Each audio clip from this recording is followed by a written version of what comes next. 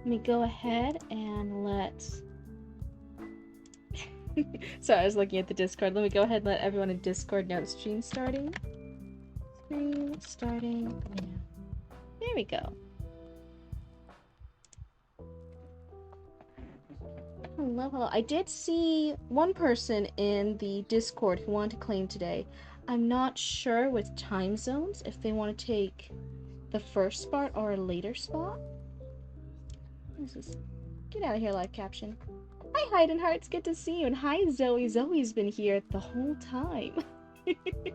I've been watching, yeah, you can hear them in the background. We've been watching a lot of Game Changer and stuff from Dropout, and that's one of the bits from Sam. And so now whenever I see Zoe already in the chat, I just keep thinking, I'm like, oh, it's like Sam Reich. You know, I've been here the whole time.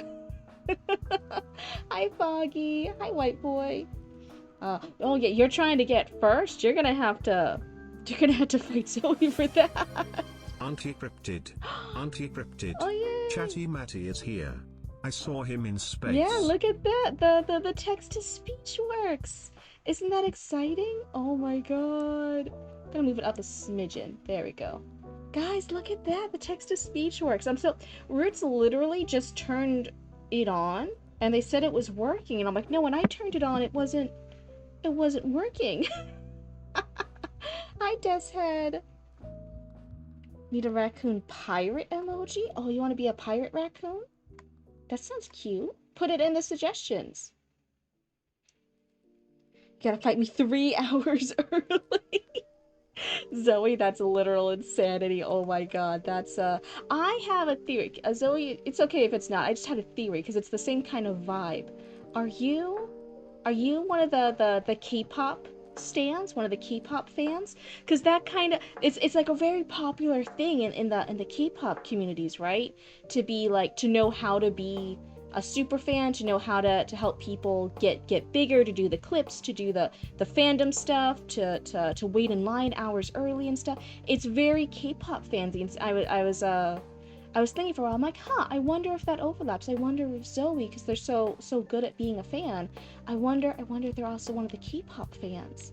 I'm a baby. I don't know too much about the K-pop stuff, but I do watch some K-pop songs. Used to be a very big fan of Blackpink. Oh my god, look at that. Look at that. I fucking called it. I'm big brain. I'm so big brain. I can spot you guys. I know it. I know how to sniff it out. That's so funny. So you used to be a big fan of Blackpink. Are you fans of anything else now? I know BTS is really big right now. I know a lot of other groups are getting more and more people involved because of the popularity of K-pop Demon Hunters. That was a floodgate for a lot of new fans, and a lot of new fans are now exploring K-pop groups. So you're cooking dinner, and my kid's summer bedtime is later. So if no one shows up, you can read mine. Oh, nice! I just prefer being able to focus, then again. Just be repeating yourself when you get to it on your end. It's true, but I'm always happy to do it. The world is for the living. Oh. Who are they? We dared the dark to reach the white and warm. She was the wind when the wind was in my way. Alive at noon, I perished in her form. Who rise from flesh to spirit know the fall. The word outleaps the world, and light is all. Are you happy you can talk again, baby raccoon? You guys happy to have text-to-speech again? You guys have been... I only meant to deprive you guys for, like, a singular stream. Hi, unlockable content. It's so good to have you here. Yeah, we're just yapping for a minute or two. But then if you have the time, if it's a good time for you, we can start with yours. Oh my god, Zoe, that's so close. That's so close to your 50,000 points. Oh my god. I was just wondering, Zoe, because we did have some K-pop patches that we used to do, because some of the people that gave us ideas and stuff for patches were really big K-pop stans. So I was gonna be like, oh, if you still like any stuff, I'll see if I have patches for that group, and I'll send some your way. Pleasure to be here. Hi, Hellenist. Bubble butt Hellenistic. Hellenic. Hello, hello. You're on a 5-stream streak. Thank you so much. less people to start, the less judge. Oh my, is that a strat? Is that some people's strategy? Oh, that's so funny. I didn't think of that before. But yeah, I do think a lot of my raccoons here, it is very scary when you're getting a critique in general, and then getting it on a live stream can be really, really scary. But I always try to keep it pretty chill, pretty nice. And I think a lot of my raccoons, my community here, you guys are the real MVPs. You guys are really, really awesome about being good in chat too. So yes, people in chat might also ask you questions or just clarify or give you critiques too. The only rule is they just got to be nice about it too. We all just want to be friendly here. Since this is your first time here, the general vibe is when there's somebody who submitted their first time for stream, I just do one or two of the biggest critiques, the two critiques that I think would have the biggest impact. And then if I notice any like copy or spelling issues, I'll point it out. I'm not the best copy editor. I can't notice all spelling stuff. But if I notice it, I'll say it, and that doesn't count towards the one or two critiques. And then if you keep resubmitting, like if you keep showing up, you show us more chapters, you show us other works as you keep sending stuff in, then I know, I'm like, oh, okay, this person can take critique. And then sometimes I'll give more critiques for the people who reapply, who keep submitting their stuff. You host panels at cons a lot? Pencil us in the fact it's strangers. I get more awkward with people I know I'll see over and over, you know. Oh my god. Do you get... There was someone... Okay, so high school was really bad for me. And I think my brain does a funny thing because I know I was bullied a lot in high school. And I also had some really great friends. You know, I had good things in high school. I had some bad things in high school. I had some really, really, really bad things in high school. So the problem is I don't remember who bullied me. I don't know who they were. I don't know what stuff they did. I genuinely, I think I blocked it from my brain. And a lot of people bullied me. I was cringe. I was weird. I was a random goth chick, okay? It was whatever. I still had some of my Massachusetts accents sometimes. I spoke funny. Our Blue Book got bullied? Your Blue Book got so fucking bullied for most of her life. It just comes with the territory of being different, right? Anyway, I don't remember people who bullied me. So the past few days, as I've gone out, it's been sheer coincidence. Someone from high school that I knew, I've been running into. I ran into her at Publix. She was my cashier. She was the cashier at Publix. And so she rang me out and she was like, oh, hey, good to see you. And I was like, oh, good to see you too. But the problem is, again, I have no idea, like zero brain cells working. I never know if the people I'm running into were mean to me in high school and I'm running into a bully, or if this was genuinely somebody nice that I was just like okay with in high school. I have no idea. So I just like am really awkward because I'm like, did you bully me? Were we good? Were we not? I don't know. I'm like shaking my cryptid boots. And anyway, she has kids now, and she's having a second kid. I'm like, oh, that's so neat. That's so cool. Anyway, bye. They're like, bye. And then I ran into them the next day at Costco. And they were like, oh, hey, it's good to see you. And I was like, oh, it's so good to see you. Nice to see you. Goodbye. And I just, like, smile and I walk away and stuff. But, like, this is the... I have no idea. Was that... I know it's not one of, like, the football people who almost pushed me down the concrete stairs. Because, like, it's not... It's like a girl, and I recognize the girl. Like, that was specifically one of the football guys. So, now if I ever run into, like, one of the guys from high school, I never remember what they look like, but I know, like, okay, like, if it's a guy, I'm always like, wait, were you one of the football guys who almost, like, pushed me down the stairs? I don't remember. But if it's the girl, it's just a general thing of, like, okay, I don't know if you were, like, a catty mean girl to me or what. I don't know. So, anyway, my brain's weird. Hi, Maximum Sharpie. High school wasn't that bad for you. Middle school was worse for bullies. My middle school was pretty good. It was also like an artsy middle school, so there was like a lot of goth kids and alt and emo scene kids. It was the time for scene kids. With all the raccoon hair stripes and stuff, it was that time. It was that era in middle school. So thankfully all like the goth scene kids were actually the popular kids. Everyone wanted to be them in middle school. High school was just horrible. Yeah, high school's crazy. High school was a blur for you? Yeah, it's a... I would never want to go back and repeat high school. Oh. They weren't a bully, just a jerk. Met me when I worked in a movie theater and he tried to make small talk and said, wow, you lost weight. I said, since 5th grade. No, no, I haven't been in my, being in my 20s now, but thanks. Oh my god. And one, it's an awkward thing too to like bring up weight when you first meet someone after a long, long time. Because you're not like, I think you can only bring up weight if you're like super like close with somebody and you have that kind of relationship where you can like talk about weight with them. Like you in general, it's like, oh, don't mention weight, because you never know, because some people, even if you see them and they like, oh, like they lost weight, they look slimmer or something, or they look healthier or whatever, and you like compliment it, it's like actually like, no, yeah, I lost weight, I had a major surgery and I dropped 35 pounds or something because they removed something, and then you're like, ah, look at me out of the social interaction right now. So, in just a general thing for anyone who is on the spectrum and just needs general advice, even if you think it's a compliment, don't bring up weight. It will put you in a conversation you don't want to be in. It's a trap. It's a trap. I went to the ER and my nurse was a girl who had been a jerk to me in high school. Isn't that a trope? Isn't it like mean girls to nurses pipeline? That's like a trope, right? A lot of people are saying like a lot of mean girls go on to be nurses because they like the power and influence they have over people. But it still makes them seem like good people because they're nurses, they work in healthcare. That's like a thing, right? People are noticing that trend. But I was a puritanical little shitbag. That's so even. I like the self-reflection. I like that you're like, okay, fair. I appreciate that. That's a lot of self-introspection and growth. I appreciate that. That kind of social fluff didn't surprise me, but so funny how he clearly didn't know how to talk to me.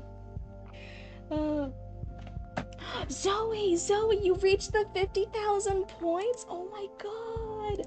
Oh my god, huge congrats, Zoe. You've been saving up for that for so long. Zoe, how long has it been? How long have you been saving up for the points? Have we kept track?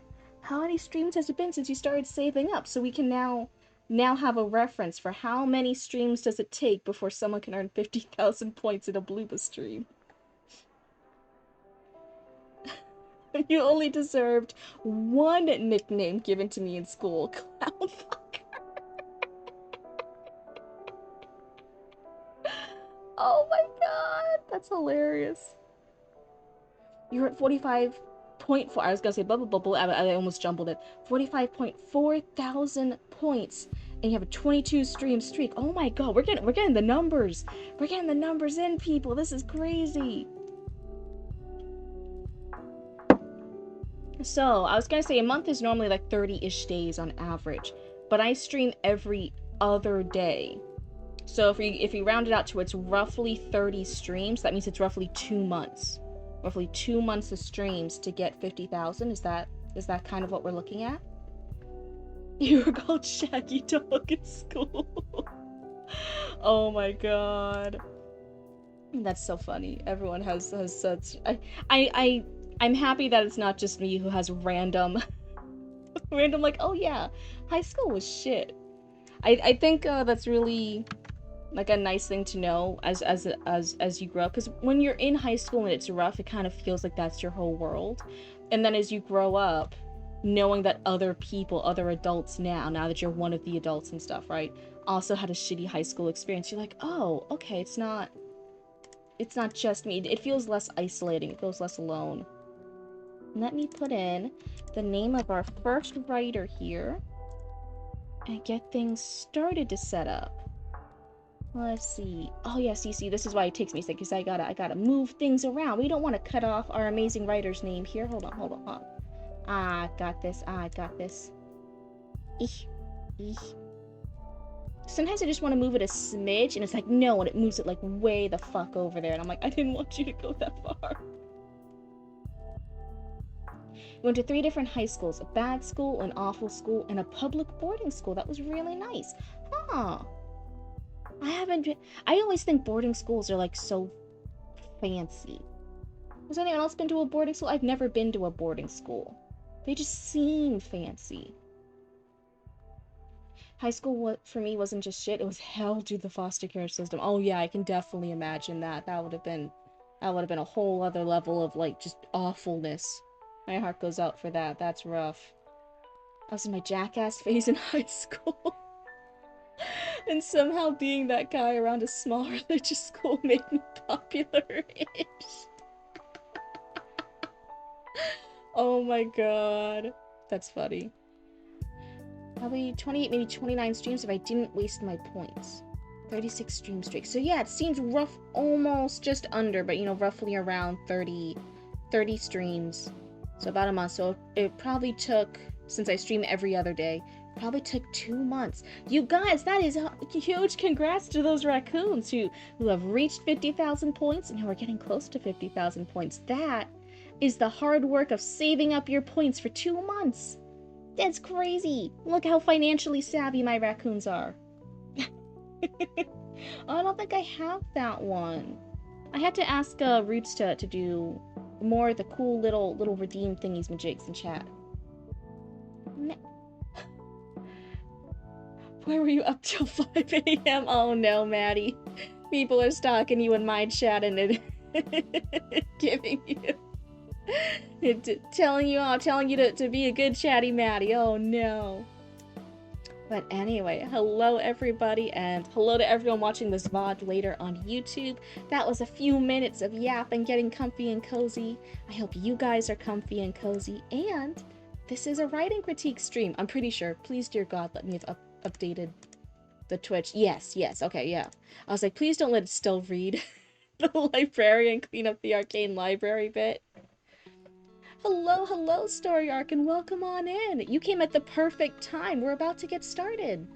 So we have a bit here. I think it's the first full chapter. It is... Oh, the first chapter is just a few pages. I was going to say, oh, the first chapter is 10 pages, but it's just a couple. So I think we'll read the first chapter of this.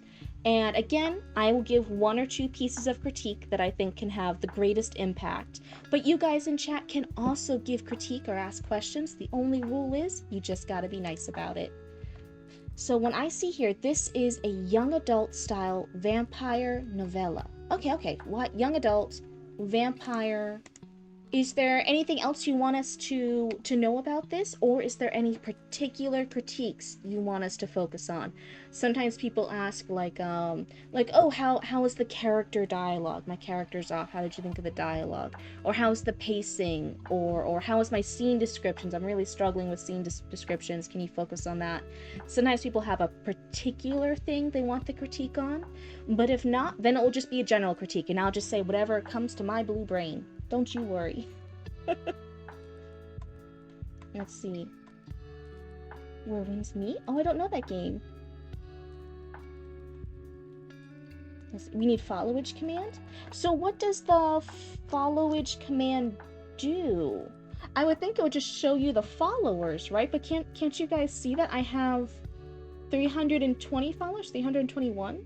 Does the followage command do something different? Oh, it shows you how long you've been following. Oh, okay.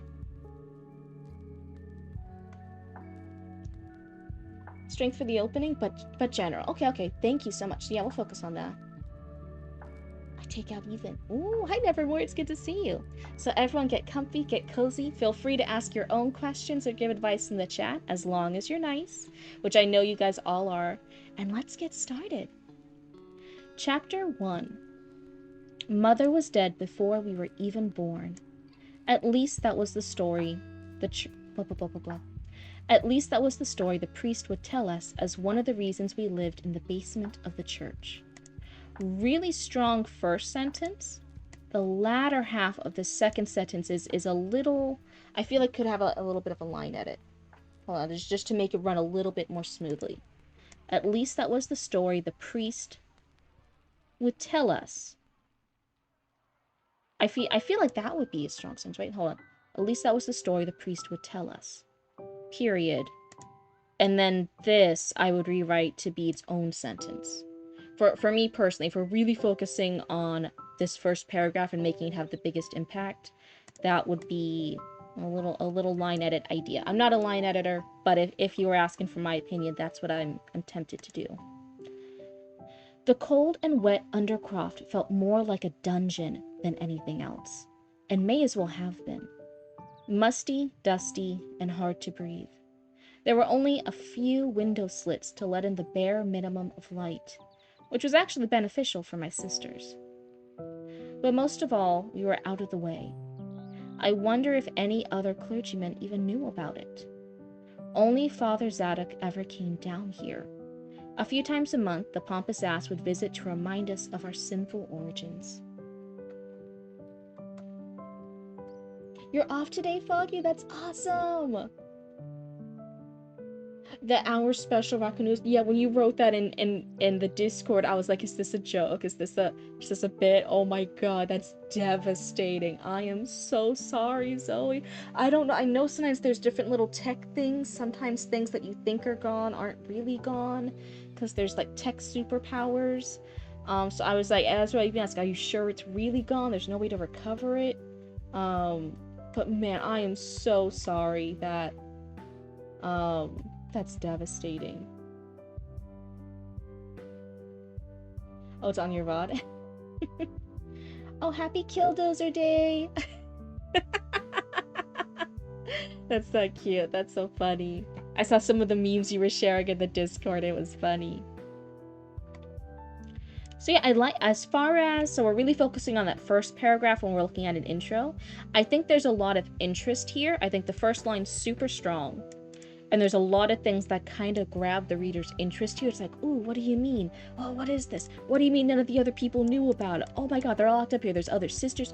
It has a lot of points of interest, which is really good. I like that. But some, like one or two of the points, almost feels like it might have been like dropped a little awkwardly, like the bare minimum of light. I'm guessing from your description, it's probably gonna reference the vampire stuff. Maybe there's vampire stuff going on here. Maybe the sisters are vampires. Maybe. Hint, hint, hint. But not knowing it's a vampire story, I'm like, oh, that almost felt, which is actually beneficial for my sisters. It felt like an awkwardly handled bit of interest. I would maybe either have gone into another sentence of that or just save that tidbit for later. That's how and again, that's a preference thing. I'm not saying that's the right or wrong way to do it. It's just a preference thing. Hi, Arya. Done with school for the summer, so I'll finally be able to consistently stay for entire streams. Arya, that sounds fantastic, and we'll be happy to have you over here. Thanks for spending your time here with us. But again, like it's never like oh god, you have to prove your worth by staying and watching the whole streams. It's as long as you guys have fun, I'm happy to have you guys here. That's the bit. It's also live right now, so I'm gonna be in and out. That's perfectly fine. And hey, I hope you have fun with your other stream too. For 10.5 hours last night. Yell at him. Maddie, chatty Maddie. That's a long stream. I'm not gonna yell about it. It is what it is. I've almost gotten there. I think the longest I streamed was 8-9ish hours one time, somewhere around there. So like, hey, if you're getting the follows, if you're getting those bits, if you're getting those subs, then like, hey, yeah, wrap a little blankie around you, take some wake up coffee, and keep streaming. You streamed 12 hours once? There was a bomb spot like 2 blocks from my house. Oh, that's scary. He complains about his mom keeping him up and then he streams for so long. Oh, that's funny. Things about Tolkien lore? I don't know this reference. Hi, Zatara. It's good to see you. Hello. Yeah. Has a great video on the Killdozer. Ooh, thank you for the rec desk head. I'm just catching up in chat real quick. Will I be able to see the thing? Because 50 key points? Yeah, we could totally do that. Do you want to see your prize after this? How about I finish doing this critique and then I'll show you your prize, Zoe? Does that sound good? I was gonna say, but I'm like, oh, they wanted it for the 1 hour's Raccoon Channel 6 news. But yeah, if you want it as a little pick-me-up after losing it all and reaching 50,000 points, we can totally do that instead. Alrighty, alrighty. But otherwise, a lot of interesting points. I like it. It grabs readers' attention, so I think this is a really strong start for a first paragraph. Let's keep reading. It was Thursday. He usually visited on Thursdays. Thursdays were slower because Fridays were more important as the start of the weekend. The moldy, swollen door at the top of the equally decrepit stairs creaked open with a long moan, as if it was saddened to be opened. Then the priest walked in. This one gets a little close to a run-on sentence, if it's not already.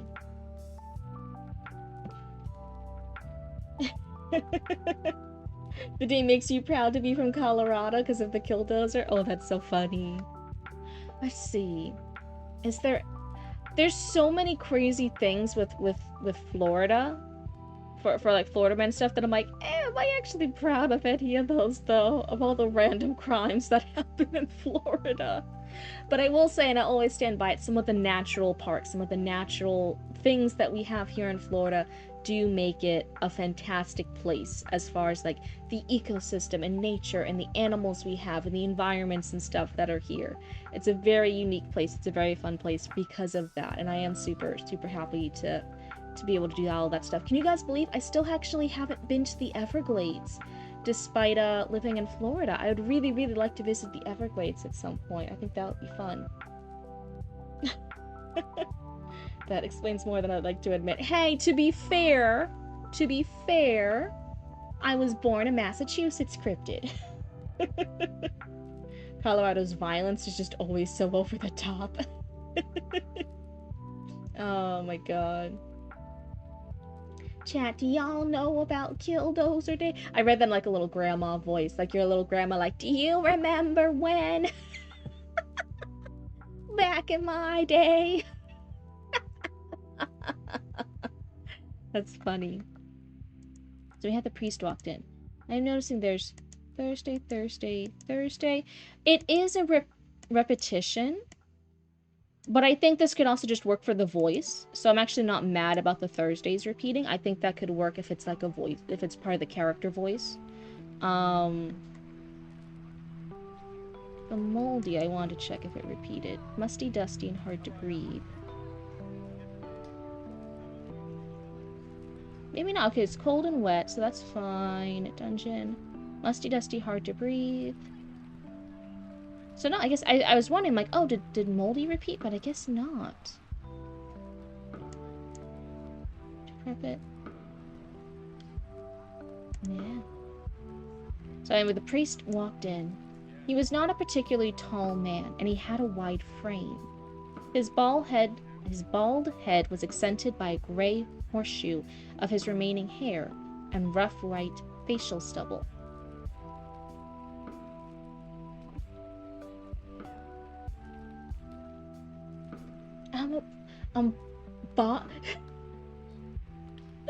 First off, it's not how you spell Boston. And I'm not from Boston.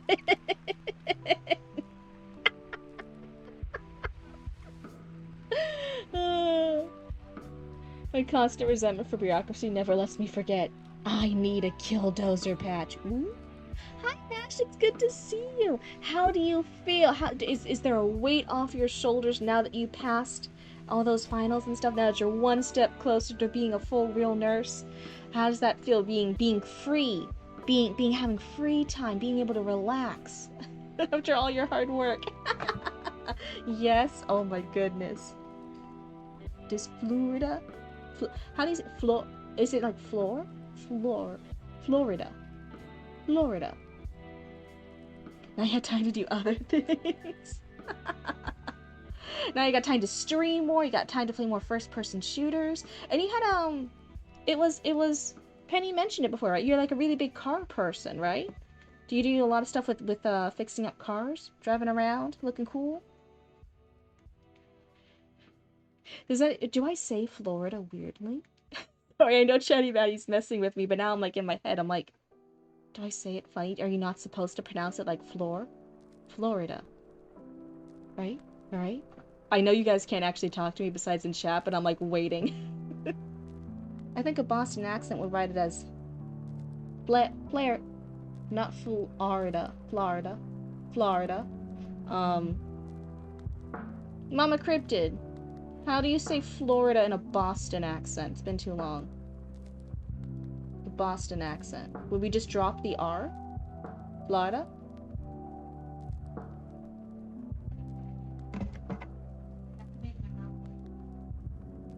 Mama Cryptid's loading. Flores?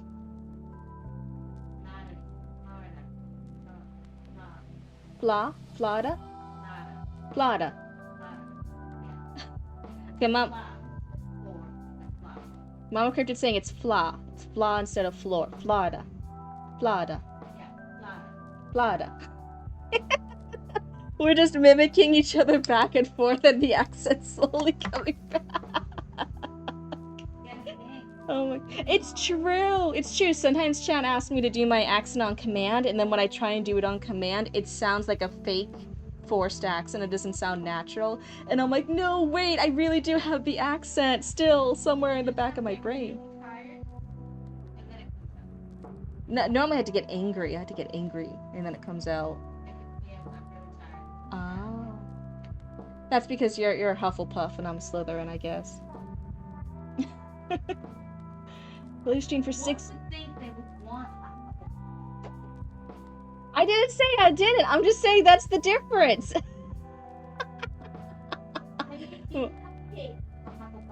Mama Cryptid's just being funny over here. Oh my god. Thank you. Thank you for answering chat's question about how to say it with a Boston accent. You streamed for 6 hours, a couple days in a row, so my sleep is all messed up. You want a couple of classics? That always sounds fancy. I know nothing about cars. I can identify a punch buggy.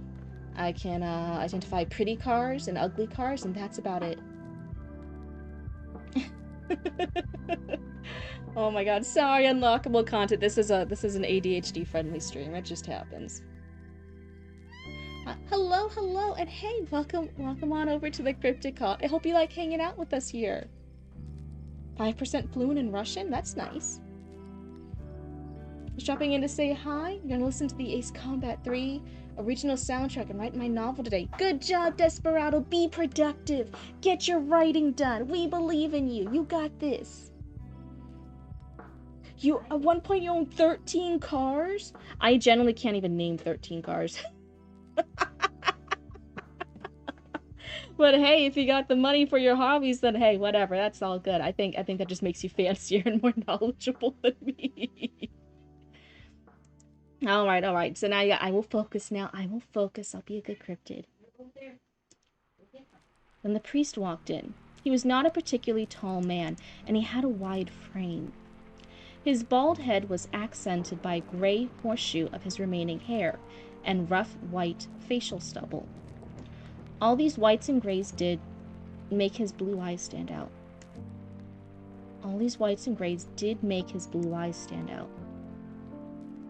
Maybe it could be like the whites and grays made his blue eyes stand out. And to add even more to it, he wore his white robes when he saw us, trying to project his superiority.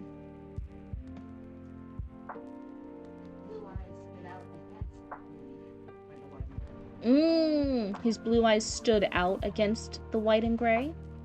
That could be another way to phrase it too. That was Mama Cryptid's suggestion in the background. Wilhelm, Maria, Sarah, come and sit. I have your rations. Oh god, they got rations. They don't even got food, they got rations. This is getting real bad. But not as in bad writing. I'm saying like, oh no, they got no family, only this one person has them locked up in like a basement area. He's giving them rations instead of food. I'm like, oh no. Father Zadok spoke with a raspy voice, always sounding like one good cough would clean everything up. But he never did. I moved from the beam of light I was standing in to just feel some warmth, and trudged to my designated seat. It was closest to a makeshift table made from wine barrels. The priest never went much further than that table if he had no reason to. Honestly, I really think he was scared too. I sat with a huff and refused to make eye contact.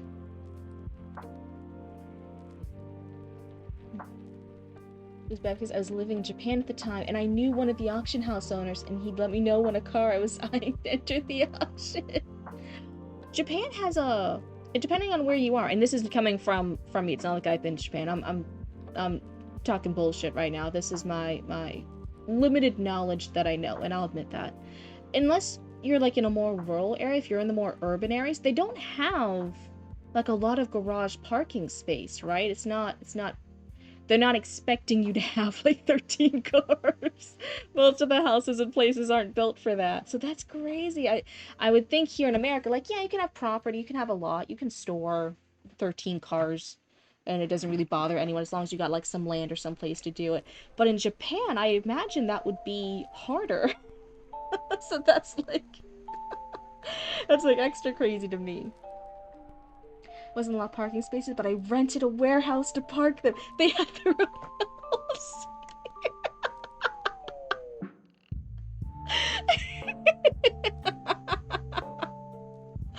I'm over here and I'm like, man, those cars had better housing than people here. As a joke, I'm not making fun of you. I'm just poking fun at the cars. It's all lighthearted fun. I'm like, oh no.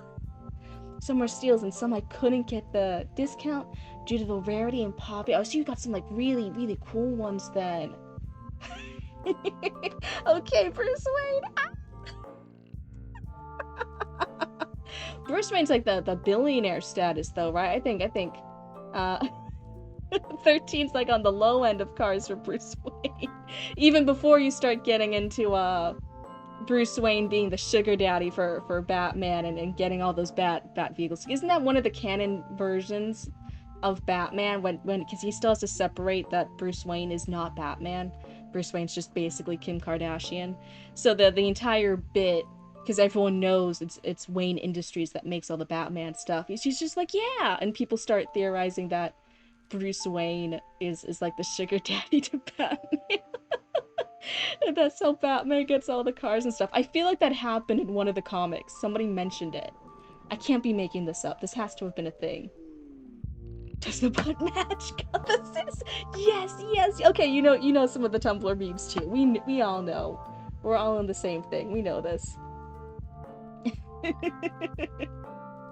For the car nerds in chat, you bought both?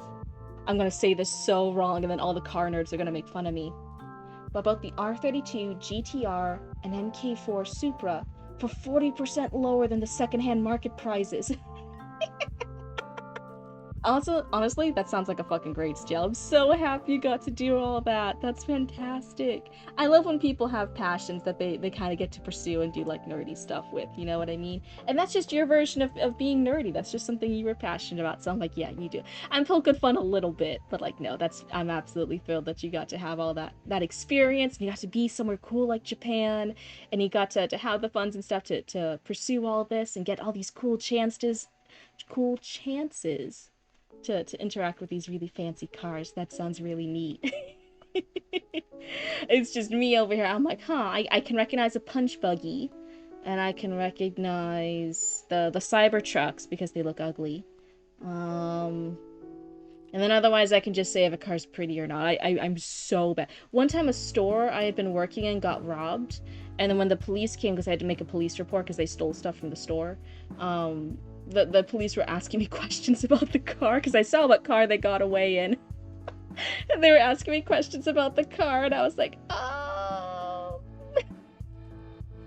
can't you just use security footage? And they were like, no, all the security cameras in the store are fake. They're not actual real security cameras. And I was like, fuck. It might have been gray.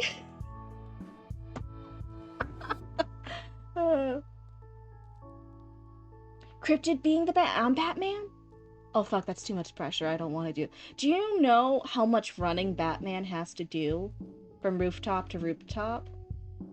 I'd never want to be Batman. A bit hard for foreigners in Japan, especially during acquiring property. So I'll probably visit all my connections out there to maintain relations and discounts. Get those discounts. You're Batman. Okay, everyone, anyone else can be Batman but me. I'm Spider-Man.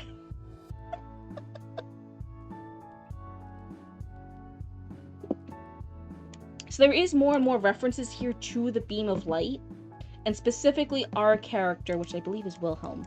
So far, that's what my current reader feeling is. Being able to be in the light, but the sisters, Maria and Sarah, not. So I'm over here like, my vampire alert senses are tingling. I'm like, I think there's some vampire right here. If there's not, then I'm just making up shit. In that case, my apologies. But I'm over here and I'm like,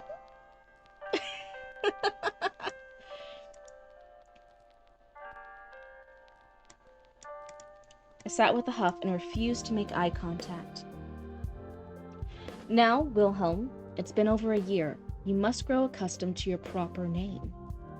The priest spoke in a somewhat smug tone, like he knew he was going to win me over any day now. Honestly, I'd given up arguing and correcting him.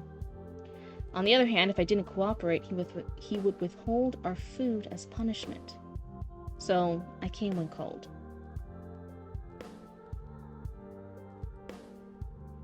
No, but the makeup. Wait, what about the makeup? Zadok and I turned to look down at the other end of the room, waiting for my sisters to come forward. It was pitch black down at the far side of the undercroft. The layout of the room never let the sunlight hit those back corners, no matter what time of day it was. Hold on. Eventually, we saw the outline of a young girl coming our direction. She almost glowed in a ghostly white radiance. She was so pale. She looked up at us, and the reddish-brown hue of her eyes stood out in the low light. She walked slowly across the floor. The dress she wore was too long for her, and she didn't want to risk tripping. Good thing, too, it was so heavily caked with dust that if she tripped, it would form a cloud around her. Good thing, too. Was that used? I feel like it was. This is more like line edits that I'm looking out for kind of things. I'm just like looking for repetition and wordflow and stuff. I'm like keeping track of the biggest ones.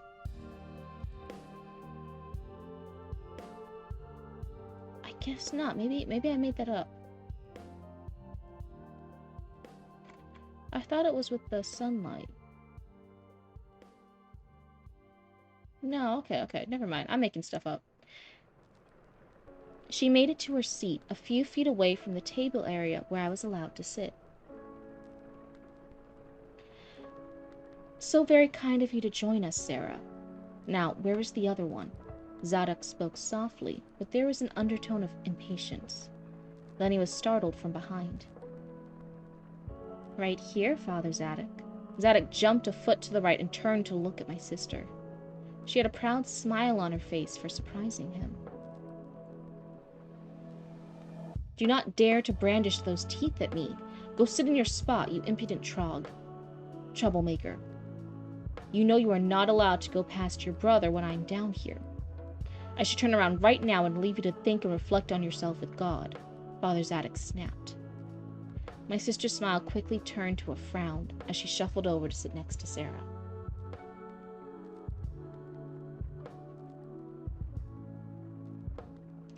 Programming Loki sucks. It's hours of why isn't this working? Followed by 30 seconds of oh hey, it finally worked. Welcome to the rite of passage for you and so many other programmers before you. It is. That is the feeling of your people. Programming is like that. Father, please, she is still a child, and you have already withheld food from us twice now as punishment. Share with us your mercy. I swallowed my pride to beg him. Wilhelm, your dedication to them is almost saintly, but those are not children. They are spawn of the most unholy kind. Zadok's words still hit like bludgeoning weapons even after all this time. My sisters sat in their seats trying not to make any sounds, but I could hear the choked back tears. I could feel my face get hot with sadness and anger as he continued his beratement.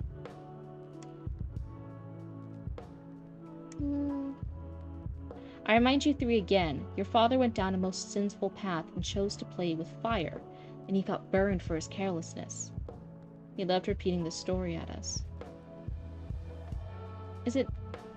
I know you can say something at somebody, and sometimes I'll clarify, like, no, I'm not saying this to you, I'm saying this at you. But here it sounds a little... I think to us. To us seems to be more natural, but that could also just be a preference thing. That could be a bias. Years ago, when your mother passed away from complications of her pregnancy with these two, your father was driven mad with grief.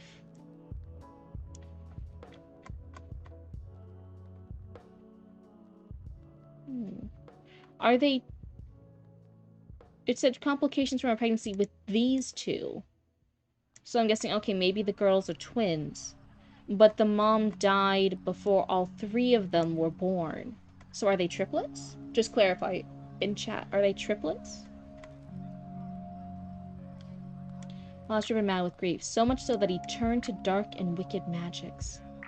That man made contact with a demon. He begged that devil to return what he lost to him in exchange for his soul. No regard for you, Wilhelm, or for the rest of the world. He was a selfish heathen, and threw everything away to resurrect her. And what did he get for his trouble, She came back a monster, soulless and wretched. Oh, she came back to him, but only to carry out the demon's judgment and collect his soul, ripping his heart out with her two bare hands and drenching herself in his blood. And what did that mean for the two of you? He pointed at them with a stubby, fat finger.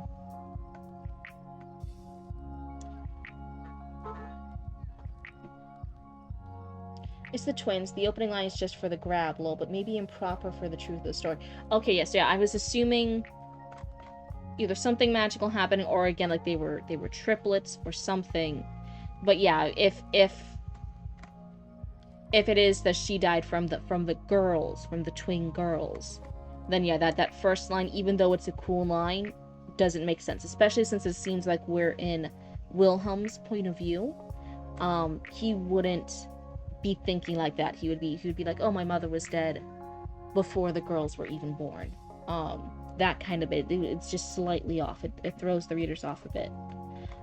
Here I am noticing we have kind of a wall of dialogue, and normally we don't like more than 2, sometimes 3ish, and we can try 3ish lines of dialogue before splitting it up with some sort of action like this. He pointed at them with a stubby fat finger. So even this description, he left repeating the story at us, right? Some little tags to break up the dialogue, because right now there is this really long just block of dialogue, and sometimes we want that split up so it's a little bit more easily readable. That thing came back, only to die again as you two clawed your way out. Oh geez, so the dad summoned the devil like super fast. Goddamn. If she died while complications in her pregnancy, so like, you know, like she's pregnant, she about to give birth, she died away from complications of the pregnancy. Dad was summoned the devil in like not even 24 hours. That's crazy. He just was like, hey, he had it on speed dial. He had the devil on speed dial. Big respect. And then she came back, got the dad's soul, and finished giving birth to the 2 girls. That's for a corpse. That's a lot of stuff. That's a lot of stuff in a day. That's not like a critique of it. I'm just like, wow. I don't want to do that many things that I recently did. Just with the timetable there. Okay, so yeah, if that's not what you were planning, then yeah, I would recommend fixing it a smidgen. You could keep it. There's no reason not to. Just make it more canonical of like, yeah, the dad maybe already did have really strong magics, or he already kind of knew how to do this stuff. And that would explain if he was maybe already dabbling with magic, if he already had, like, to do the little jokesy joke I did earlier, he already had the devil on speed dial. It would explain why, right? Like, he called him up, he dialed him up, like, ASAP after the mom died. Let's see. That thing came back only to die again as you two clawed your way out. And of course, the mockery of the resurrection, a walking corpse, would birth creatures as horrid as her. A bloodsucker stuck in the shadows, away from the light of the Lord. And something stuck in between life and the darkness, looking like a ghost to add to the horror. He finished his tirade and turned back to me. I will pray for you, Wilhelm. Pray that one day you will see that caring for these beasts will lead to nothing good, and that you move on and let the church remove these abominations from this earth. The priest turned and stormed off, slamming the door behind him. We heard the latch lock, and my sister finally broke down into tears. I went to comfort my sisters and hold them until the crying stopped. I'm curious. It sounds like the priest is the one taking care of them. It sounds like the priest is. It sounds like if he wanted to, he could have... Wilhelm would have been a kid when they were first born. It sounds like he's just a teenager or a preteen now. I'm like, you don't... I think you can beat up a kid if you did want to kill 2 vampire babies. I think you could bully a kid. And I'm not saying that's a good thing to do. Obviously, this priest guy is a bad guy, but I'm saying, like, you could.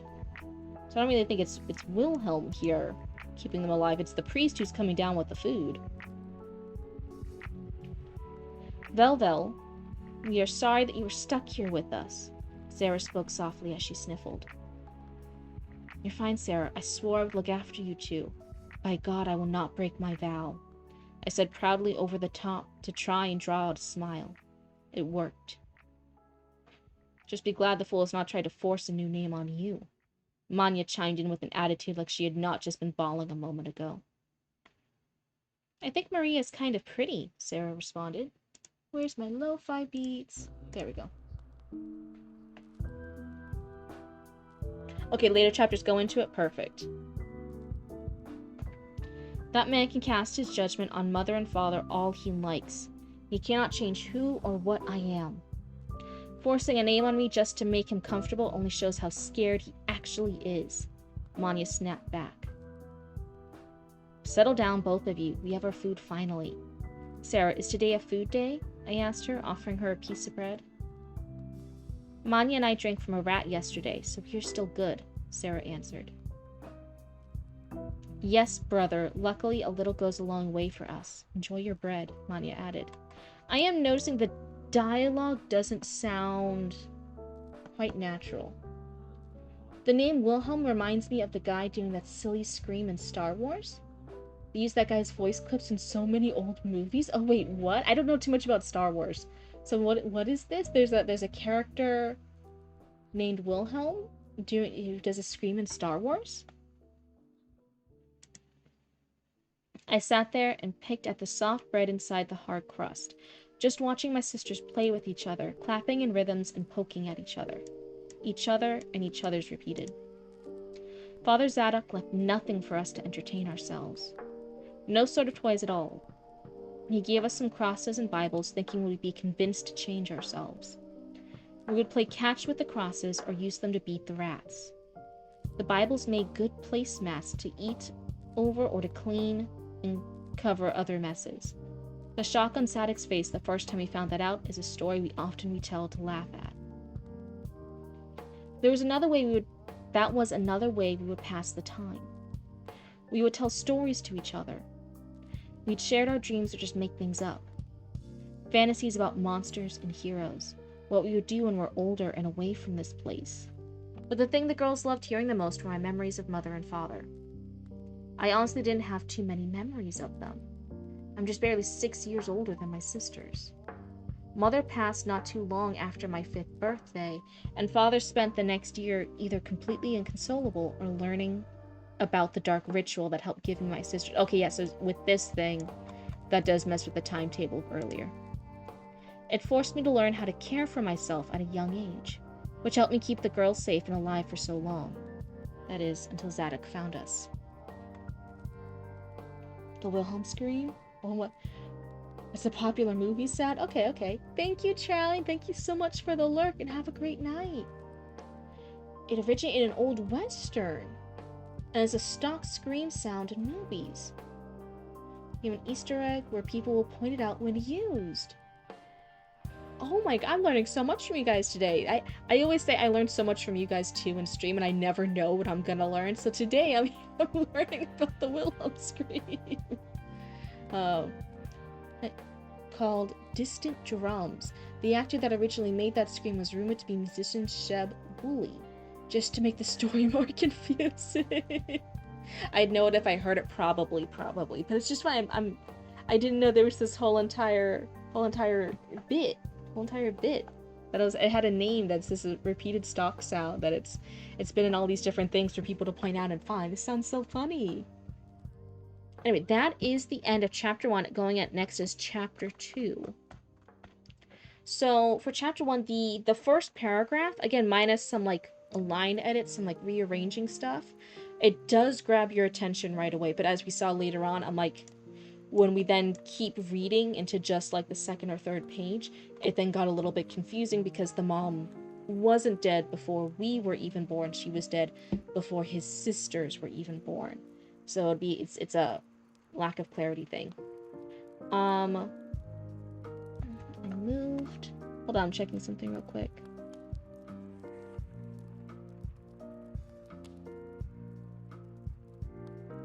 Sometimes the point of view feels a little interesting. Sometimes it feels like Wilhelm is talking and explaining to the readers.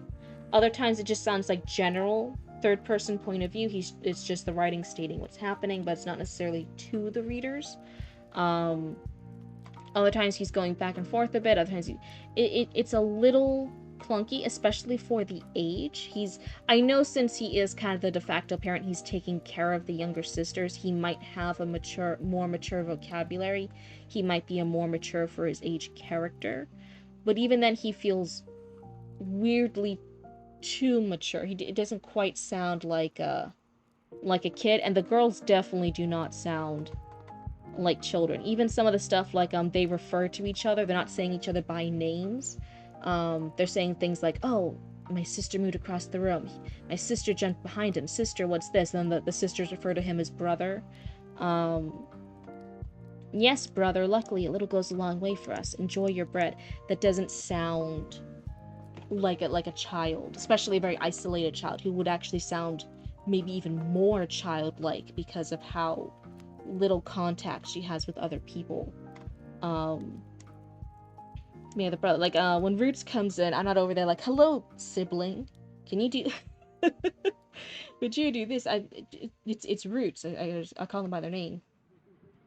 Yeah, just looked at top streamer rank in reading and writing, and guess who was in third? Please don't say me. Please don't say me. Say somebody else. Say anybody else. I'm gonna hide down here now. No, I said not to say that!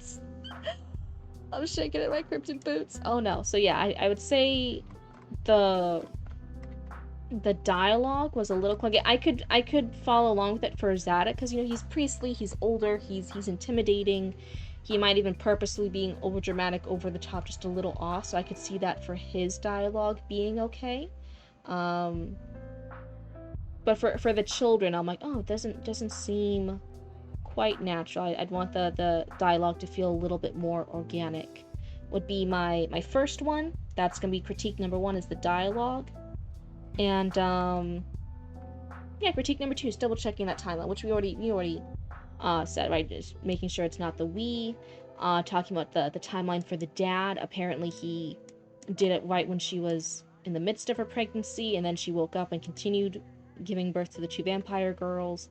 But then later on it's mentioned that it took a year. Just clarify your timeline, make sure that's consistent. So I'd say 1 is dialogue and 2 is timeline. those will be my 2 critiques for this chapter 1 here today. I hope some of that stuff is helpful. If you have any follow-up questions for me, if you want my advice or critique on anything else, let me know in chat. Baby Raccoon song. Okay, you can do it once. You have permission. You can do it one time.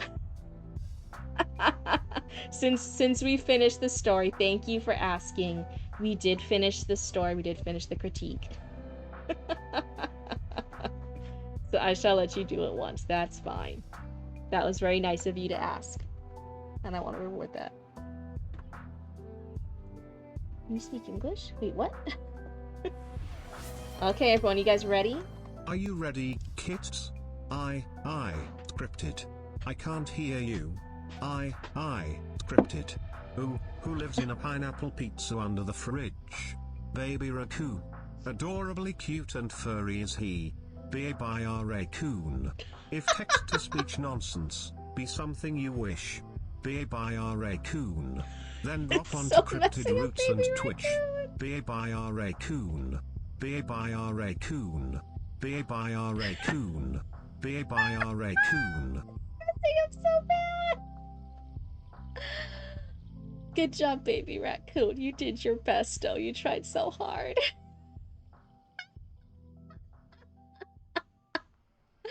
Okay. Okay, Baby Raccoon did his best, though. You guys got it all out of your system. There we go. It flagged because you separated raccoon with the little hyphen right there. It flagged a lot of it because it thought you were saying the banned word, the slur. So that's another funny thing too. It has like 1, 2, 3, 4, 5, 6 highlighted words for me. Being like, hey, do you want to allow this? This is one of your banned words. It's a slur. And I'm like, no, they just separated raccoon. Funny. Oh. Gonna order Baby Raccoon some Hooked on Phonics. I remember that kind of shit when I was young. Oh my god. I think a main thing I think about is just making sure the reader feels hooked and wants to continue and know where it's going. Yeah, I totally get you. But yeah, I think the intro is interesting, has a lot of things that grab the reader's attention, right? So I think that part, if that's what you were worried about, no, I think it definitely grabs reader's attention. But then once you have that attention, then it's that follow through, right? It's making sure the piece is now meeting the expectations of the readers and the audience, which is not gonna, it's hard. And you never meet everyone's expectations because everyone always wants something different. But in general, yeah, it's making sure everything else, the timeline works up, the characters are compelling and consistent and unique. The prose is good throughout. It's a bazillion and one things, right, for our writing practice, and it's a lot of stuff to handle. But hey, sometimes having a little critique definitely helps us notice those things, right? So thank you so much for sharing. I hope you realize now it wasn't too scary. It was a little slow because I kept getting distracted. But hopefully it wasn't scary. What if I shifted the narrator from Velvel to one of the sisters? Then that opening line still fits a little better? Yeah, if it was from one of the twin sisters' point of view, then yeah, the mother was dead before we were even born. Would absolutely work. But it's just depending on if you think that you'll have a good writing voice for the girls, if you can have a good grasp of how they would be as a narrator. Then yeah, that's fine. If that's what you want to do, that absolutely works. If the priority is keeping this intro line, then you could do that. A big way to go about writing children dialogue is to just put as little thought into it as possible. Kids have no filter. As soon as a thought forms, it's vocalized without any thought for restraint or subtlety. It also depends, though, sometimes, depending on the home life and stuff too, that kids will have those weird little funny quirks. Like for me and for Roots, Mama and Papa Cryptid are very, very sarcastic. So when they were raising us, we had to get sarcasm pretty fucking early. And then we became little sarcastic little shits too, right? Much earlier than a lot of kids our age. We were very sarcastic children. We were getting sarcasm. Let me get rid of that. That way no one thinks you wrote my silly beef beef scream. But thank you, unlockable content. I hope it helped, and yeah, I hope you realize this is a pretty nice place to get the big bad scary critiques. Let me go ahead and remove you from the queue. So that means if you want to be in further reading, now that you're removed from the queue, now that you've had your reading, if you want to read more of anything in the future, you just resubmit. Nice and easy. So make label himself. But yeah, we were very sarcastic little shits. Even one time we were at the doctors when I was little, and the doctors were actually not really being too good doctors. But anyways, and then one of the doctors was like talking at me because I was a child, obviously, right? Mama Cryptid was there. And they were doing this whole entire thing, and you know, they were kind of asking me stuff, but it was mostly to Mama Cryptid and stuff. And it was one like very nice normal option, and then one like really bad brutal option. I was getting really pissed off at this doctor, and I was in pain and I was uncomfy, and I was very, very mean and sarcastic back to the doctor, and the doctor kind of took a step back like I remember teachers, I think it was for Roots, I don't think it was for me, I think it was for Roots, had to, like, when they were calling Mama Cryptid, being like, I think I know it's too young for them, I don't think they mean it, but I think they just used sarcasm. I think they were just being like a little bit sarcastic. And Roots would like look at them like, you fucking think? Like, yeah, do you mean to spell it out for you? Are you not understanding this? What you're grown. Do you not know how words and sarcasm, not those exact traits, but very much that attitude, right? For a very young elementary schooler. And the adults did not know how to handle it when you have the craziness and you have the unfilteredness of a child who knows sarcasm. Anyway, if you guys want to be really, really funny, if you guys want funny experiences with other adults in the future and you have kids, teach them sarcasm. They can say all the mean, sarcastic stuff to other adults that you can't say because you're supposed to be a polite member of society. But your kids can fucking say it, and then they more than likely won't get punched. So that works. It's not meant to be modern day, in my mind, at least in fantasy I've read. Kids from the past spoke more mature and kind of formal. They can.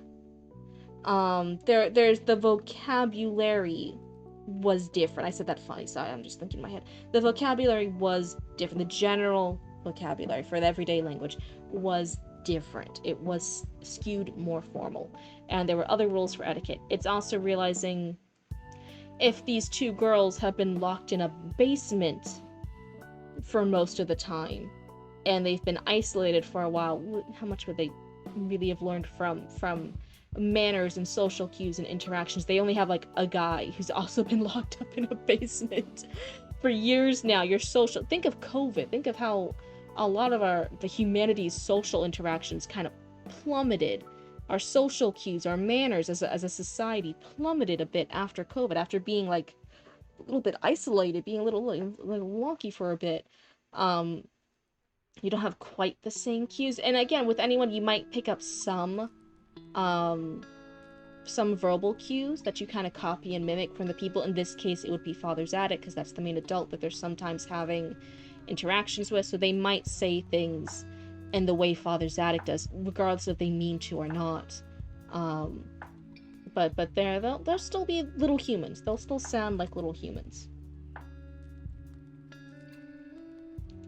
Let's see. But I think it's a big part of how they build empathy. If they learn what hurts their siblings, they kind of transfer that insight to future interactions. Hopefully it teaches them restraint instead of becoming meaner. Oh my god. I size people talking at me. Weren't most people peasants and spoke with... It depends on how far back you're going. If you're talking about like Victorian times, that's not necessarily peasants. Peasants are more like medieval feudal times. So it depends like how far back are we talking here? Are we talking like little Victorian orphans will speak very differently than ye old medieval peasants. That's just, it's just different. It's me, Pee-Pee. Long time no see, right? Yeah. Also, hello, welcome on in. But yes, that was our first story critique of the day. And then, I did say, one, let me figure out who the next person in the queue is gonna be. And then after I figure out who's gonna be next, then we could show Zoe their present. We could show Zoe their present. That would be fun. I need to set that up. I don't think you guys, yeah, you guys can't see my Discord right now. It's good. Let me see.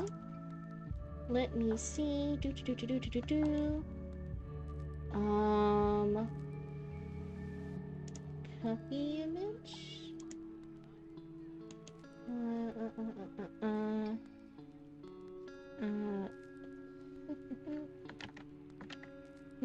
How do I do this?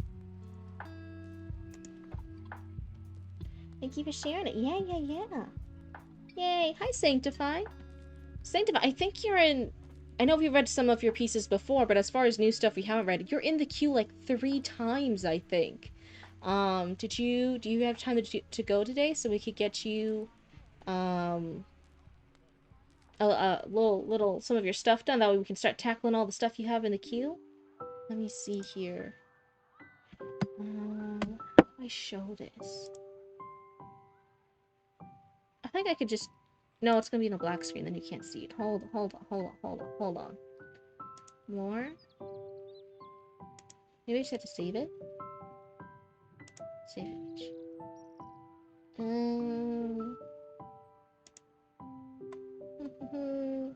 I'm doing stuff. Nobody looksy. I'm doing stuff. Let's save. Okay.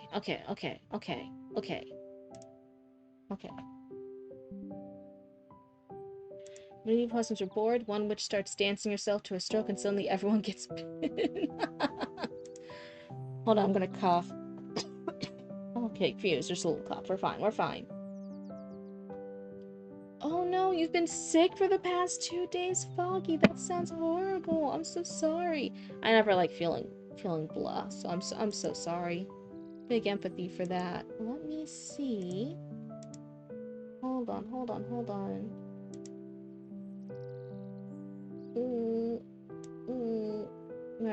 Where is it? Sorry if I'm moving. I don't know if I'm moving my model or not to you guys. Hold on. There's stuff going on. There's stuff. I'm doing computer-y things. I'm trying to get things set up. Hold on. No, okay, that was right. That was right. I'm in the right place.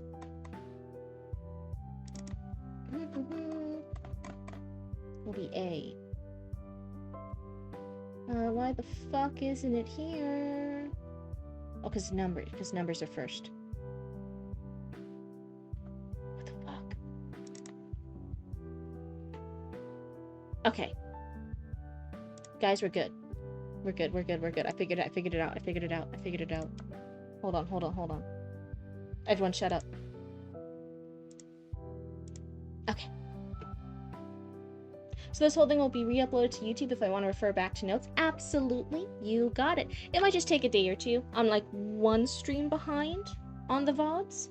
But if you just wait a day or 2, yep. And for the VODs, for the writing critique, I normally put the date. So if you look down at your date here, that will be the date that will be in the notes of the VOD. So you don't have to accidentally click and like go through everyone else's VODs. You can just look at the date and be like, oh yeah, this is the one I was in. And you can do that. You better stay in Foggy. That's right. Honey tea should chase it away. Ooh, good tips from Zatara in chat. Alrighty. Alright. Did Lord Sanctify respond? I don't see... They just said hello earlier. I don't see any response from them. So let me see who else is in the thing. Lord Sanctify's first, then Eli Illustrates. I don't believe I've seen them. Superstar, who's dealing with family stuff, and then Nova.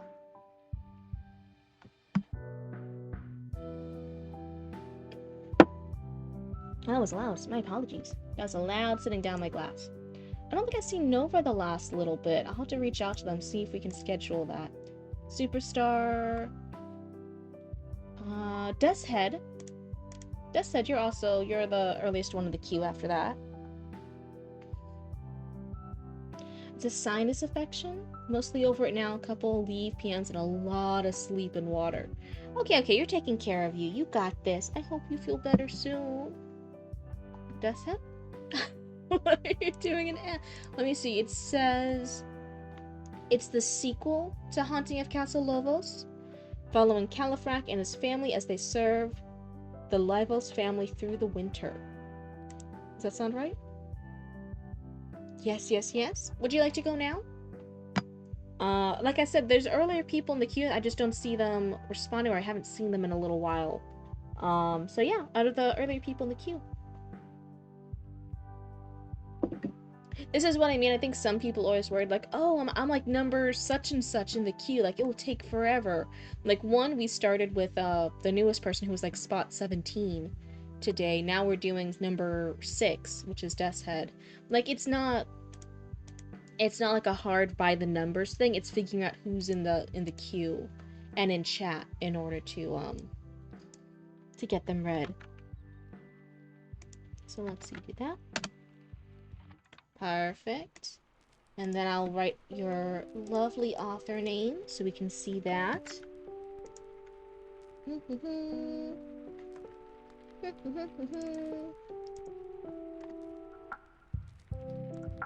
There we go.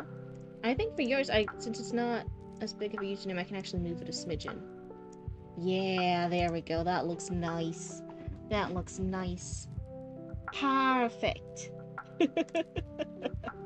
So yes, this is a sequel to one of the previous works we were reading over here. It's a sequel to Haunting of Castle Lobos. And it's following Califrac and his family as they serve I'm like squinting, the Livos, so the werewolf family. That's gonna be perfect. Ooh boo. Perfect. Ooh boo. I think that's how you're supposed to say that one. Let me see. But Zoe, now that you're in here, let me see. So it's just a little thingamajig. I feel bad. It feels like it's not enough to like just make up for the fact that you since I need to finish my clock out stuff. It's all good unlockable. Hopefully some of the critique helped. And otherwise, thank you so much for submitting your stuff. Thank you for hanging out with us. Yeah, go get your work done. Real life always comes first. But Zoe, so it's just a little thingy, but yes, I commissioned from one of the people in our little raccoon community in our cryptid cult. They had commissions, and I asked if they wanted to take on the commission, and they said yes. So I got to pay one of my wonderful raccoons here in chat, and I commissioned a new emote. It's not available yet. I'll have to put it into the Discord and into Twitch, but it's a new little emote. Let me show you guys. Right? Can I make it bigger? Hold on. Yes. It's just a little thingy. There, we got the Archie approved stamp. It's a stamp for Archie approved. It was in one of the suggestions a while ago, and I finally got to do it. So we have an Archie approved stamp. Isn't it so cute? So yeah, when you now as one of the people who does the little things, whenever a story's like all ready and ready to be in Raccoon Channel 6 News, you keep being like Archie approved stamp, and it will be a little stamp. You have your own official stamp. We have actually a stamp for an emote for specifically Archie, before we have an emote specifically for Cryptid or for Roots, or even Baby Raccoon. It's actually Archie who got the first. Little custom thing. Isn't that funny? But yeah, that was the little surprise. Ta-da! There's those definite favorites here in the Cryptid Roots group. And apparently it's Archie. Hi, Baba. Did you hear about the Archie stamp? Did you want to see it? You're such a cute Baba Bean. You're not even 3. Oh, okay. Are you going? Bye, Baba Bean. Alrighty, alright. But yeah, that was the little surprise. It's so beautiful. You love it. Yay! I was holding on to it for the last few days. The artist, it was Haffy. Haffy the Hound is the little raccoon in the Discord who had drawn it. It's the real baby raccoon. Oh my god, so Happy the Hound drew it, and yeah, they were like, oh, whenever you show it, let me know what Zoe reacts to, and I'm like, yeah, I got you. So we've been hiding it. We were just doing it in DMs so that we can make sure nobody would know that this is what we were planning secretly behind the scenes. You know your place in the cult. Being a coyote guard is a thankless job, ain't it? I'm so sorry. But in my defense, you actually got real life presents for you and your littles. That's gonna be my defense. Chatty Matty got the edit of the first part of his book. He got the editorial report. Hyde and Heart got some real life gifts I sent over their way for them and their family. And now Zoe gets the first specifically themed emote for one of our personas for the group. For Archie Archives. You're not complaining? Yeah. See, so I try to spread out little gifts here and there. It happens over time. My water's still technically cold, but it's not as cold. It's only slightly colder than room temperature. It's like, but I don't know about that. I'm not. I would be a horrible deity, not in the fact that I would like. I would just be a cruel one. I'm very done with people's bullshit sometimes. So if you gave me like godlike abilities to like smite people, and you're like, okay, I'll hail the blue bush. She can bless or smite whoever she wants. I'm like, oh, okay, I'm smiting a lot of people. There's a lot of people who annoy me. And then people will be like, oh god, this random blue buff from a deity in the sky. She like smited 1,000 people the past 2 hours. And I'm like, yeah, and I'll do it again.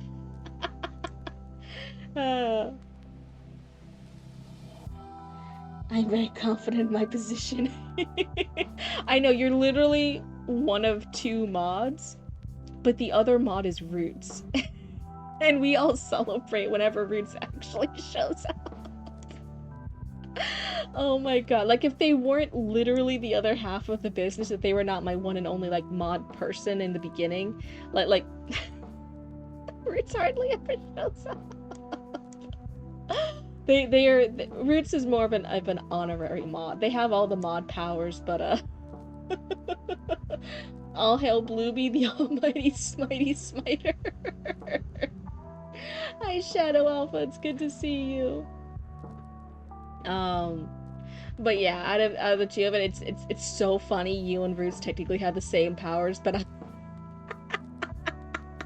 I definitely feel like you're the one. If you guys ever need to reach me for any reason, or you guys need to contact a mod, contact Hyde and Heart, because they'll actually be the one to see it first. What did I walk in on? Just joke. Just the yapping before we start our next part. That's all. We did our first critique. Now we're having our couple minutes of yapping and ADHD-ness, and then we're gonna shake it off, and then I'm gonna try and focus for this next one. Bitch, what? That's right. That's kind of how the gods work. I'm always there except between the hours of 2 a.m. and 6 a.m. MST. Oh my god, how dare you have hours of unavailability for this free job that you volunteer for. I was genuinely so scared and like worried about getting mods at first, because like when I was looking at it, I was one, worried about like either overworking people. So I really wanted to focus on like, I don't want my mods to do like a ton of work. It's just like, hey, you're a trustworthy person, you're in chat, you're in here, you're relaxing, you're hanging out, and if you happen to see something, then hey, yeah, you have the powers to time out people. Do we start every day at a certain time? Oh my god. Let's see. Hey, you're an hour. I'm an hour behind you. Oh, you're an hour behind Hide and Heart. Got it. Got it. Got it. Do you know how many people I follow on Twitch? I'm still a baby. I still only follow like a handful of people. I just follow a handful. Someone volunteered as tribute to be timed out. That'd be funny. I'm not trustworthy. I made baby raccoon a pineapple pizza addict. Yeah, right. So one, I was like looking at some people. I'm like, okay, but are they already being really, really active, like really active viewers and chatters? In which case, then I don't want to overburden them with this extra work. But then two, I need someone who's like active and still engaged in the community, right? Because you don't want to just like assign like a random person with it. But when I was also looking into it, it was so many things of like mods getting too burnt out and tired in certain Twitch streamers, and I was looking up, how do people decide to be mods and stuff, like what kind of stuff, and it was so mean. I'm like, it's a free thing, it's a free little volunteer position, and there are so many mods who are being overworked or feeling stressed, and then they have to do all these different things, and I'm like, it's a free volunteer thing. You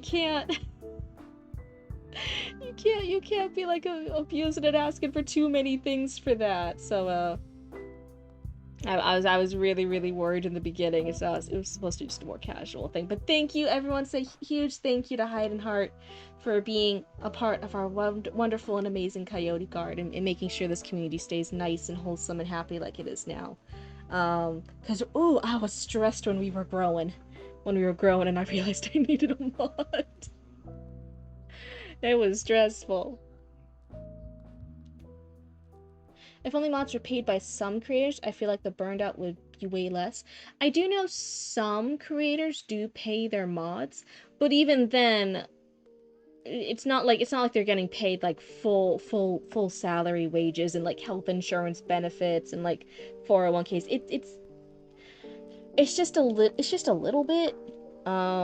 I never really saw anyone being like, oh yeah, I'm a professional full-time mod person, and this is how many thousands of dollars I make a month. It's just a little thing. And I feel like when you go with that expectation of this is a little volunteer thing, you as the person asking for that volunteer time and stuff, you have to be flexible. You can't be like asking crazy stuff. You got paid in goodies and validation. Oh my goodness. They have to be big enough to provide those. Yeah. At least the really big creators and streamers. Yeah. I definitely feel like the top 1% of streamers do not make that much. When you're looking at like they're making serious money, like serious money, then you're looking at the 0.1% of streamers.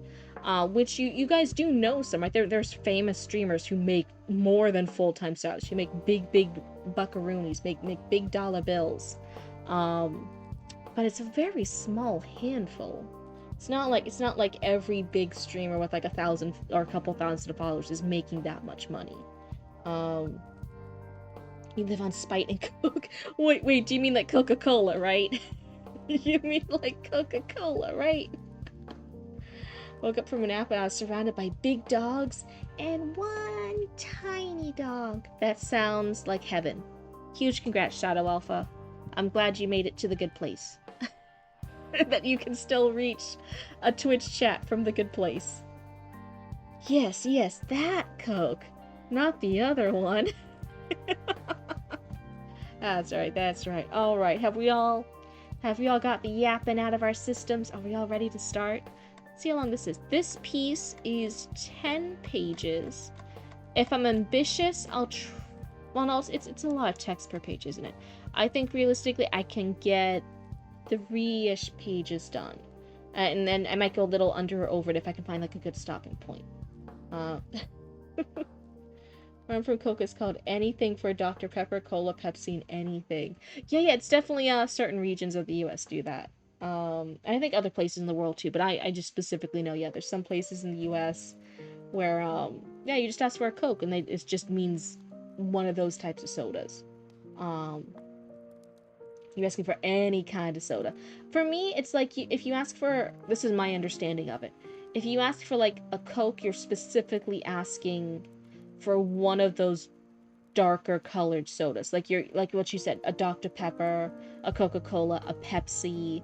But if you asked for like a Coke and someone came out with a Sprite, you'd be like, excuse me, what the fuck?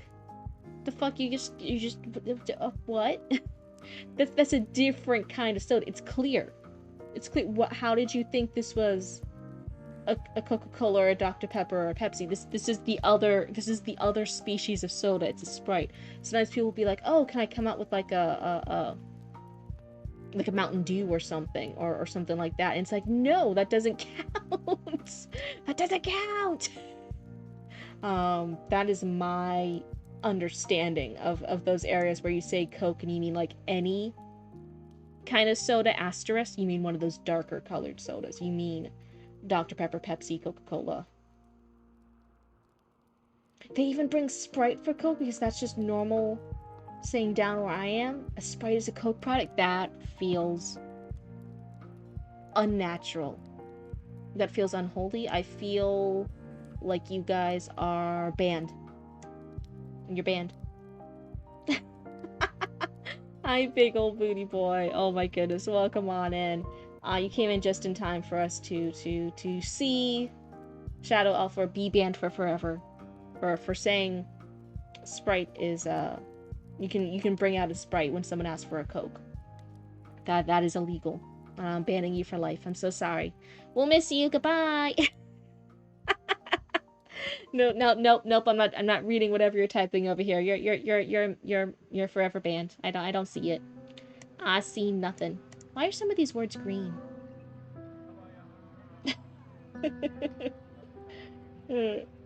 Savage. No.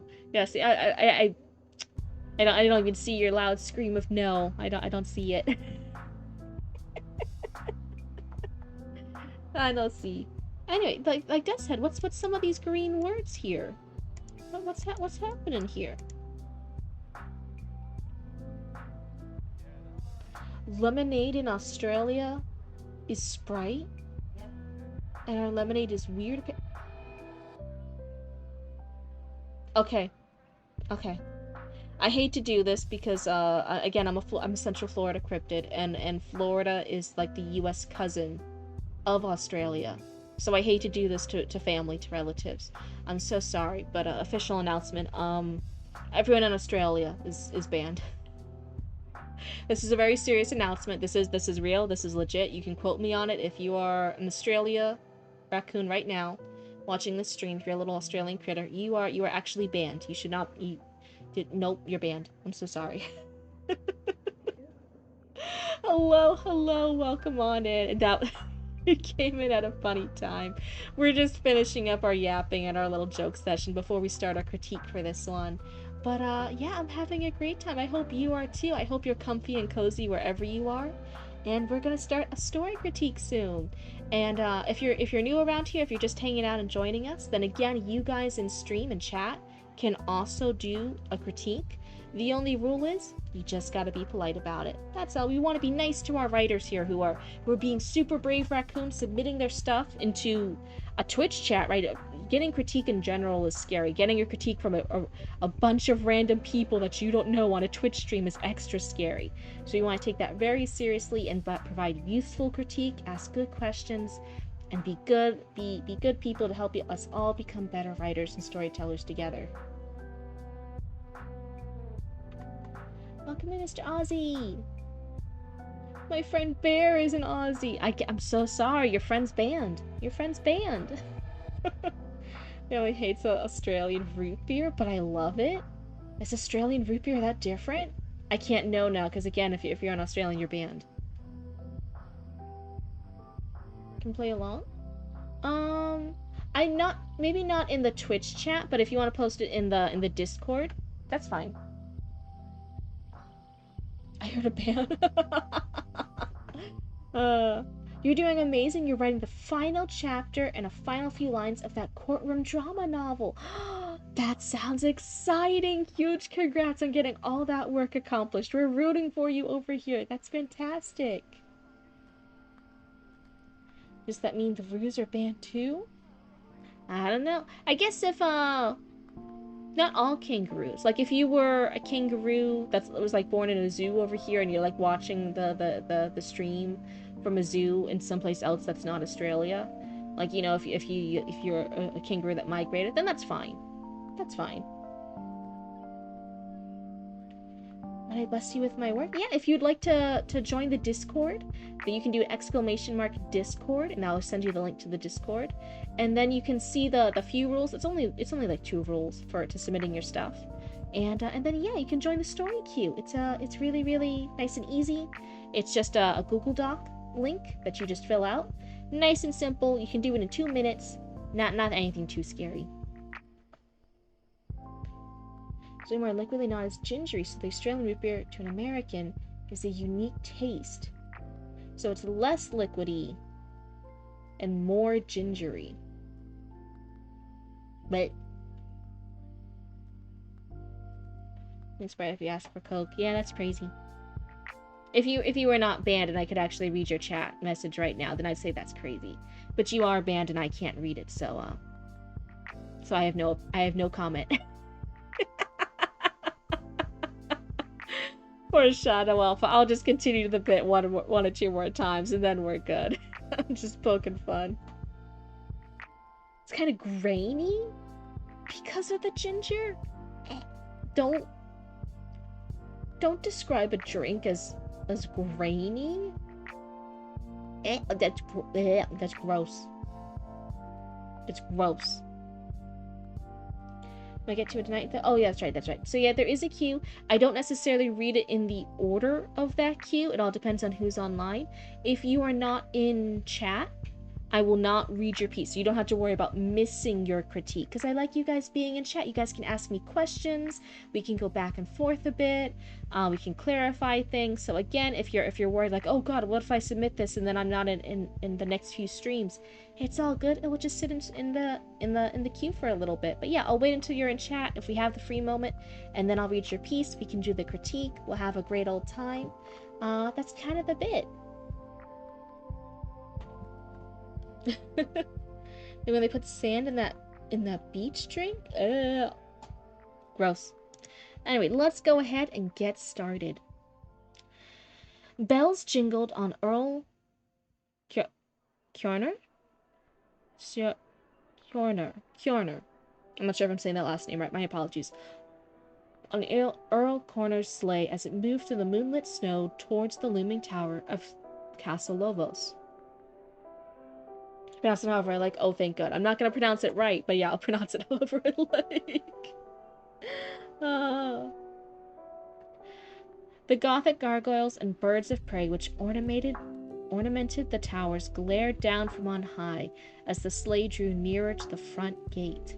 The longtime ruler of Geartown Springs frowned at the darkened edifice, only a few lights flickering in the windows. Vadius, Gerner said to his sleigh driver. What do you make of all this? Lovos has always been odd, Vadius said noncommittedly. And old Trasso came and went without trouble. All names are just decoration. That's a good approach for it, I guess. We don't need no stinking pronunciations. I only accept Google Docs. If you can't do Google Docs for whatever reason, even if it's just for an excerpt, like again, if you have a whole book, you don't need to send me the whole book PDF, right? Because I can't read a whole novel just in a couple minutes per person. But yeah, if you could just do a little excerpt on a Google Docs. If for some reason you refuse to do Google Docs, then you can DM me and we'll see if we can work something out. If I could just read it off on Discord or something. But right now it's just nice and easy peasy. Before, people are sending me all sorts of different documents. Like some are sending me links to like their Tumblr post, and people are posting up links to here, to LiveJournal. People are having me read it just off Archive of Our Own, Google Docs, different links, and it was just a lot, and I couldn't always see things clearly. So it was nice and easier just to streamline and say, hey, just send a Google Doc. I know a Google Doc will work. Well, no big worries. But yeah, if there's for some reason you can't do that, just message me. We'll work something out. dream without a word, and he threw aside. Is that something I already read?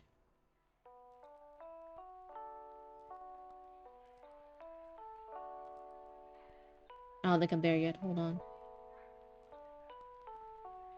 Siano nodded, patting the hilt of his sword for comfort as the sleigh drew up to the gates.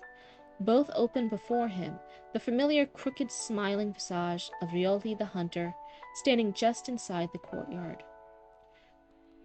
I'm going to change his name. How do I want to pronounce this? I'm going to say Connor. Earl Connor nodded to the man as the sleigh slowed and then stopped before the largest tower which held the reception hall. Without a word, he threw aside the blankets and stepped over the hard, icy snow to the doors, a wave of hot air washing over him when Vadies opened them wide. Inside, he found a familiar sight, that being a long curtain pulled across the center of the room. Behind it on the dais, like his father Thormund before, was the silhouette of the young Earl Bisthorn, a boy thought dead, along with his similarly revived mother, Lady Ulrika and Sister Welry.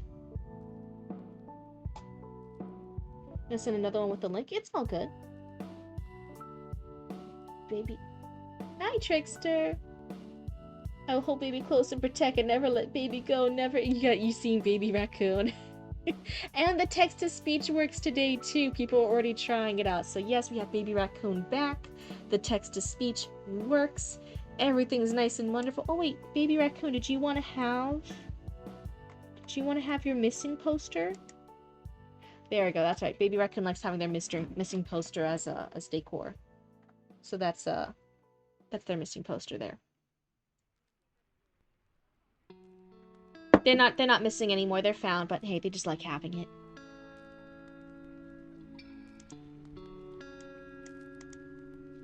Similarly revived Lady Ulrika and Sister Welry. Or so they claim, Earl Connor thought, looking at the unfamiliar faces standing on the other side of the curtain, hands folded at attention. One was a silver-haired knight with a well-trimmed mustache, his physique still strong despite his years. Beside him stood a serving woman with graying hair and cautious eyes, a boy in a squire's attire standing at attention in front of her. "Good evening, my lord," the man said, offering a curt bow. "I am Sir Califrac, here with my grandson Dorgu and my washerwoman Ataltha, to reintroduce the rightful ruler of these lands, Earl Bjornsorn of Livel's Valley." Is Baby Raccoon gonna go missing again someday, or he might have a long-lost twin? Are we sure we had the original Baby Raccoon? I love Cryptid and love chat and love gotcha, and I saw things no raccoons should ever witness, and I will climb tall trees and breathe the fresh air of freedom. Good job, Baby Raccoon. And yeah, we have Baby Raccoon back. This is the real Baby Raccoon. What are you talking about? What are you talking about? How could we ever be confused? How could this ever be a different Baby Raccoon? It's not like you raccoons have cloning devices yet. We're fine. Slappy Romance fan thought it was a young knight with silver hair, not an older. No, this is a continuation of the werewolf story from before. So it's a very old knight. It's a grandpa knight, because he's Dorgu's grandpa. Just confused against my one war news report. And now, this is Baby Raccoon. So you think he has a long-lost twin? Well, also, raccoons have a lot of babies. There's other raccoons that are babies out there. Maybe you guys just got confused. Maybe there's just some other baby raccoon whose name is not, quote, Baby Raccoon, end quote. That's both what Baby Raccoon is and his official name. Even when he's an adult raccoon, his legal name is still Baby Raccoon. Anti-Cryptid. The elf raccoon said I'm wanted for $4 million space dollars. Oh wow. I don't know if it's because of this black space suit I stole, but I'm being hunted by people in white space suits. Just remember, if they try to take anything back from you, you have to say out loud, "I do not consent to you stealing from me." That way they legally can't steal it back from you. That's the important bit. Baby Raccoon. And Baby Raccoon's back. What are these green letters? Bell, sleigh, snow, ornamented lights, letter, family. Oh, there's more. Believe, stars, family. Is it a writing prompt? Golden, mistletoe. It seems like a Christmas writing prompt list, right? It has all the unwise music. Naughty. It's Death's what is this? Why are all these screen letters here? Oh. Being shy and determined to get the princess, and the princess already knows about it and just waiting for them to say it so they'll continue to tease them. That's cute.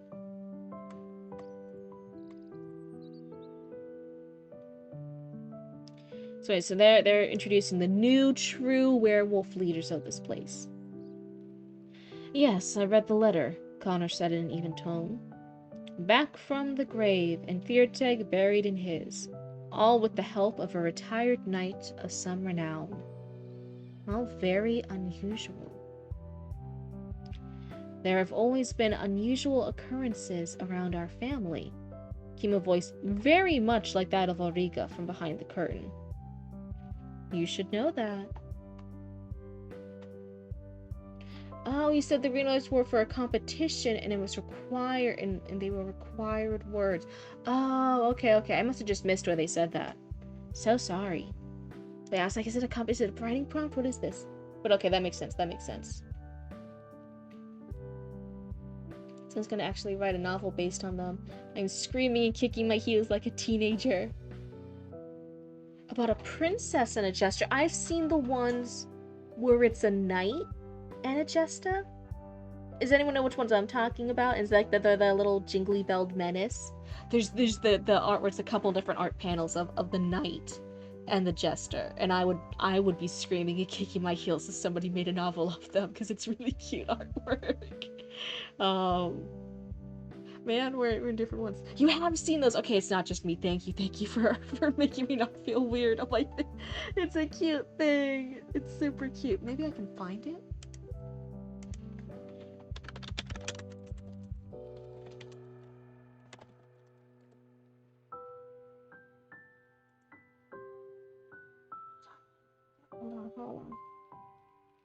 Hold on. I feel.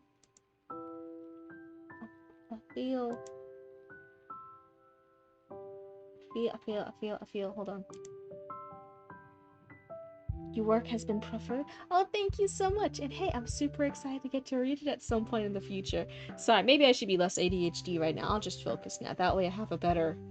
People think better of me and don't think I'm as ADHD as I am. After stream, focus. You're right. We can fangirl over it later. I got you. So let's see. You should know that. Be that as it may, you must admit that I find myself skeptical. Curtains to hide a family curse is one thing. To be declared dead by your steward only for the man himself to be killed and a new regime take his place. Connor pursed his lips. Well, you can see how a man might begin to doubt. I am Bisorn, growled the voice behind the curtain. You've met me before. As a shadow on a cloth, yes, Connor said. Perhaps the time has come to dispense with this charade and let your neighbors see your real selves, lest there always be a cloud over your rule.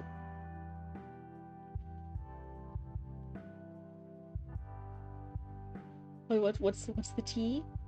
Oh, the book? Yeah, I want to know it too.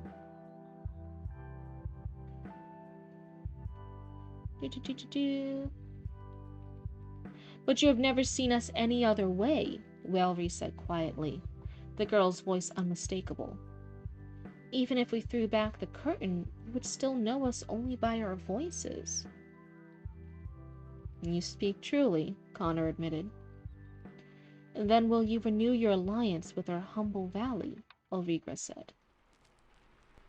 And there was a moment's pause, Connor licking his lips. With a nod, he said, I shall. Then leave in peace and friendship, Bisorn said, the boy sounding irritated. Are we not to have a meal? Connor asked. I believe that is the proper tradition. Our apologies, but our stocks are low, the serving woman said, holding her hands together. We shall have one feast once all of the alliances are renewed.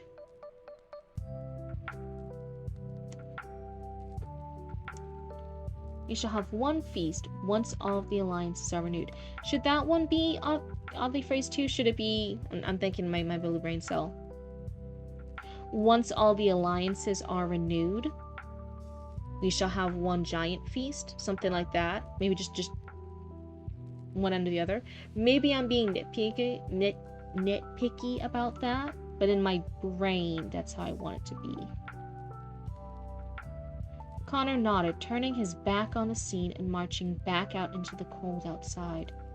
He stood for a moment on the threshold as the doors banged shut beside him, looking up into the night.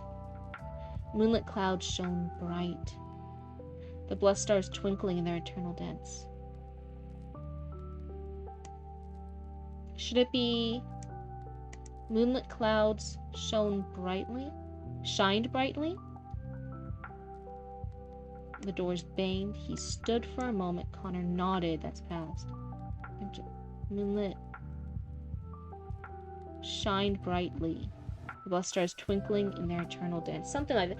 That one just felt off. And maybe me stepping... Again, I'm not the best copy editor, but it sounded off. Moonlit clouds shined brightly. The blessed stars twinkling in their eternal dance. Well, Vedhes said. Vedhes asked. It was Besorn and his family, all right, Connor said in a low voice. And? Connor patted his sword. It is high time that the curtain falls. Hire some men who can be counted on. I will know the truth of the Livos family. Ooh, this is interesting. From what I remember of the first story that you submit, which is the haunting of Castle Lovos, was the family is werewolves. They are part wolf. That's their curse. But when asked, oh, how are you guys the ruling family? They were like, oh, the other places nearby like having alliances with us, because in a fight, in a war, in a battle, of course you want the fucking werewolves on your side. And it was like, oh, yeah, that makes sense. That makes sense. But here, it seems the people they have alliances with do not know they are werewolves. So that's interesting. It seems like a slightly different logic between them. Up. World Up is next week? What's that? Oh, World Cup. God, I was like, World Up? What's that? Is that like a convention I don't know about? Okay, there we go. Now my model's moving. She wasn't moving there for a second. I was like, girl, what are you doing? Where are we? Okay, we're still on the page. A cold draft washed through the chamber the moment Connor was gone. Besorn growled at the closed door, pulling off his hat to reveal a pair of pointed ears. The Telf of the washerwoman pulled back the curtain to reveal the whole truth. The Livos family were werewolves, their appearance halfway between man and beast. Gray fur and lengthened mouths and tails marked them unmistakably as bestial, while their fine garb and careful bearing told of not just humanity, but of being aristocracy. That stare went burglar. No, it's that the people of the valley like having them as man-wolves because they keep their sheep safe and their condition keeps them from forming the kind of dynastic alliances which often result in war. Okay. Why did I get the idea that the others form alliances with them because they would win in a war? The other nobles don't know their secret. Okay.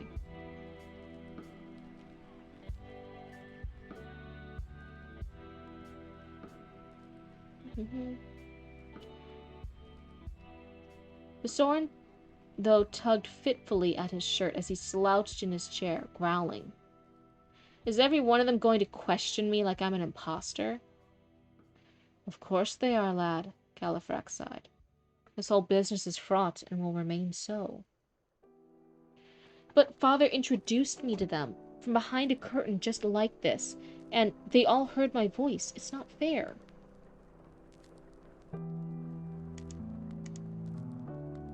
I don't think this extra comma is needed. Yeah. I don't think this one comma. It could just be, and they all heard my voice. Period. It's not fair. No, none of this has been fair, Welry agreed, putting her clawed hand on her brother's shoulder. But this is how it must be. Our position has always been fragile, Ulrika said softly. Werewolves are not meant to rule any land. That we have stood for 16 generations is testament to our cleverness. It would be easier if I went back to our den in the woods, the Soren muttered, scratching at his clothes again. Jeez. Mother... Oh, never mind. We'll adjust again, Welry said, laughing. After all, you didn't much like our den those first few weeks either, now did you? Can't a man learn to like... Well, okay, never mind. You're the rightful Earl, young Dorgu piped up. And the people of the valley all like you. Once this whole thing is done, everything will be fine. I'm sure of it. Stop trying to impress my sister, Besorin snarled, eliciting a gasp followed by a blush from Dorgu and a nervous giggle from Welry. Calm yourself, Ulrika barked, pulling a single hair from her son's nose, eliciting a yip of pain. You should not be so unkind to our guests.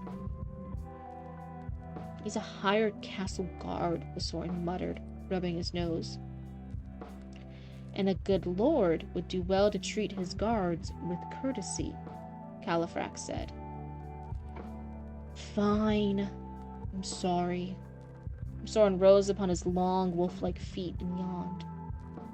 I need sleep. We could all do with a good night's rest, Natalka agreed. Right. Dorgu escort them to their chambers. Califrax walked towards the door. I shall dismiss Rioli for the evening. With that, they split apart, Dorgu taking the role of guard for the Livos family. As Califrax watched them ascend the stairs, one of the odder noble families he had served, a strange foreboding came over him. Because what will they do once we move on come spring?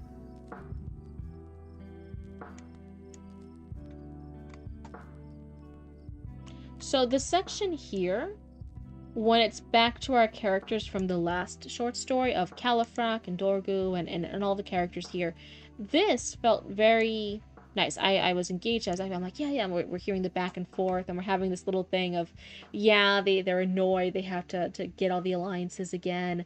But then there's that sub-stot here of like, oh, like Basara knows that his sister's kind of being hit on with young Dorgu here and stuff. Like, there's this is a fun dynamic here.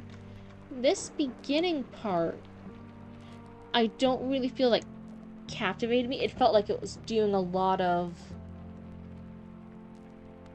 make me care about these other characters. There's this, I know it's not pronounced Connor, but I'm gonna say Connor.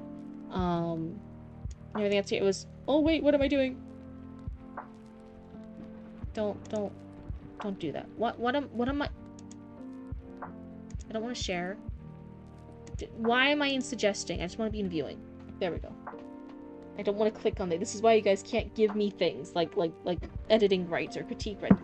Just trust Cryptid to view. That's it. I can't be trusted with anything else. I'll mess things up on accident. Don't leave me unsupervised.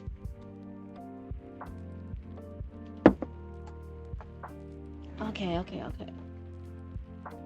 But I don't feel like this earlier bit with these characters, I wasn't as engaged with them. I'm almost wondering if we could have had this scene rewritten in the same point of view as here when we're watching our main characters. We could be from their point of view and their thoughts, this interaction of Earl Connor coming in. Switch to viewer. Yeah, I did switch to viewer just to make sure. I'm like, please. Trust Cryptid with the nuclear launch codes? Please no. Please no. Yeah, we trust you, Uwu. Please don't. Don't trust me for shit. Oh no, it's too much pressure. I'm shaking in my cryptid boots. Wow. The injection was criticized for spending too long with Connor. The thing is, I need to have some indication of him sending a man, or spoilers, part of the climax will come out of nowhere. I think it held it because you said climax, which obviously for writing here, you know what that means, but I think that's the word it caught you on. I think so. I didn't fully look at it before allowing it, but I think that's what Automod was trying to get you for. I trust you with our lives. I don't trust myself with my life. What do you guys mean? I still have anxiety every time tax season comes. Please no, don't trust me with all your guys' lives and taxes. I don't wanna. Yeah. Wait, what? You know? Please? Oh my god, am I back into... No, not that. No. I think this is good. I think I'm just in viewing mode. Okay, I think I'm just in viewing mode, but it also moved everything. That's so weird. Window... Go over here. That looks right. Oh no, what did I do? Start sending you taxes. Please no. Please, that's the worst threat you could ever ask me. That's the worst threat you could ever send my way. Has proven to be hardy indeed. He is. He's pretty durable. He's pretty good.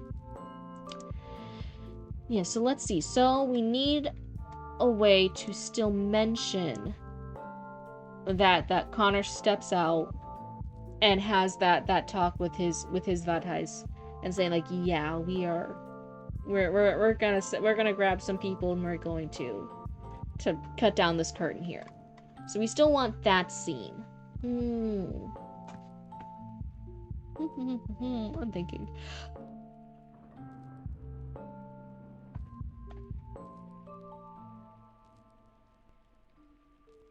I think one of the numbers was a 3. Wait, what?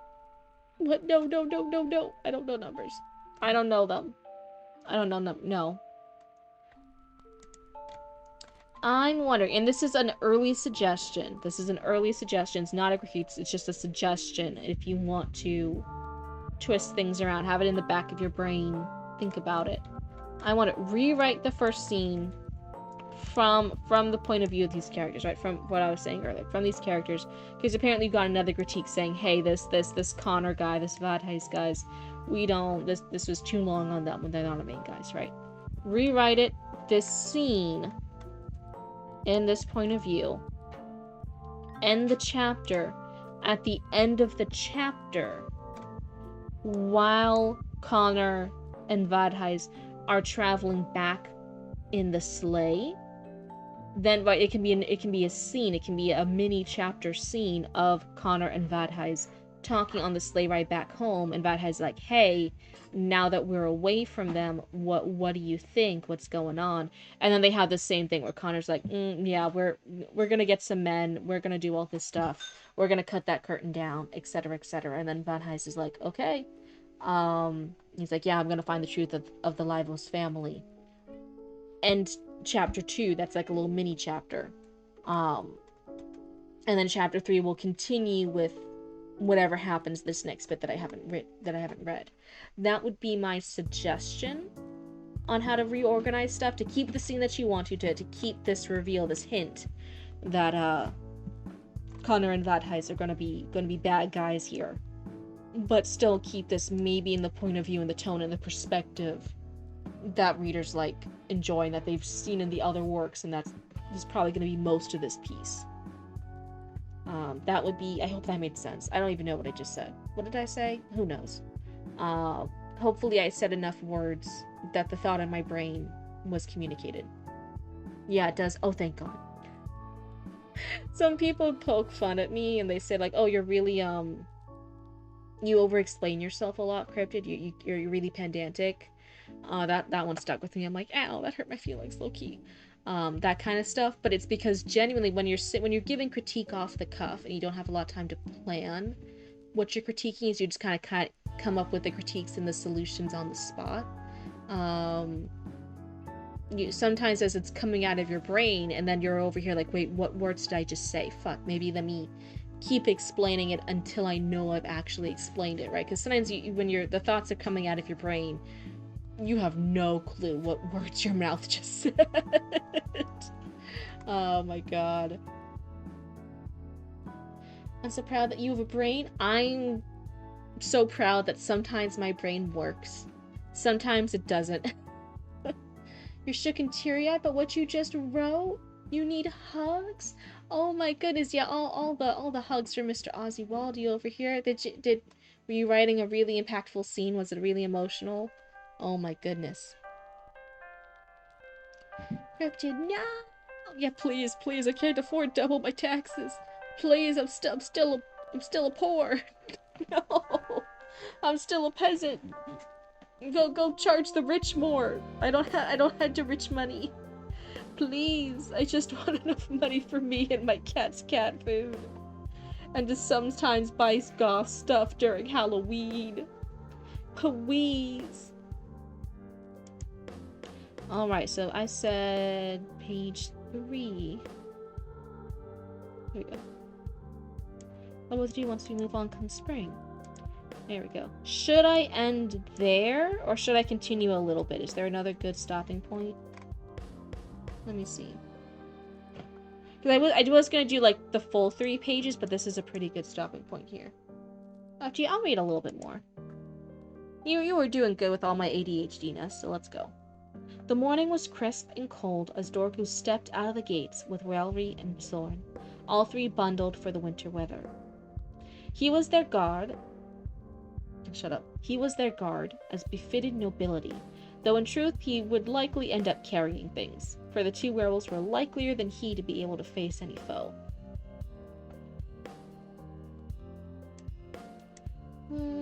I would rephrase. Supposing there are any, Dorgu thought, his breath fogging in front of his face. He looked to Welry, the werewolf woman looking odd in the bright light of day, as though she were diminished, muted outside the cloak of darkness. Are you sure it's alright for you to be out in the day like this? Let's see. Oh, chapter 4 is fully developmentally blah blah blah blah blah edited. Huge congrats, Chatty Matty. That's amazing. We can't afford to be consumers if we stop making consumption. Wait, hold on. Sorry, it's 11:30 a.m. We can't afford to be consumers. That's true. If we stop making consumption an option. Wait, what? The plead of the poor satisfies the rich's greed. By someone. Someone say Fog? Hi, Foggy. Batman said Fog? Oh my goodness, I didn't even see Batman was in chat. That's craziness. What do you think, not Bruce Wayne, what do you think, because Bruce Wayne obviously has, like, social media handles for the Brucey Wayne personality, right? What, if the Batman persona had to have social media and different social accounts, what do you think Batman would choose for his usernames, please? I don't no one say just Batman, because I feel in my heart, I feel like the Joker would have already stolen the technical official Batman name, like just Batman, if that was the thing. I think Joker already has those accounts, just to piss him off.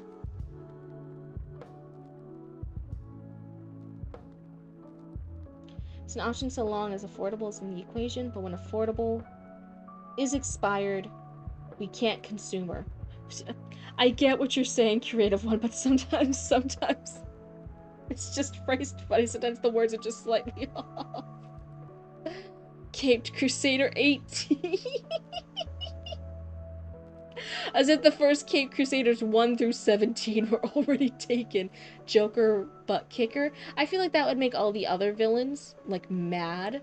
Like, Penguin would be like, why isn't it Penguin, but why do you only mention Joker? What the fuck? The butt matched. No, that's the conspiracy board one. No, no, no. You just choose random names and lurk constantly. Anything but dad jokes, 18.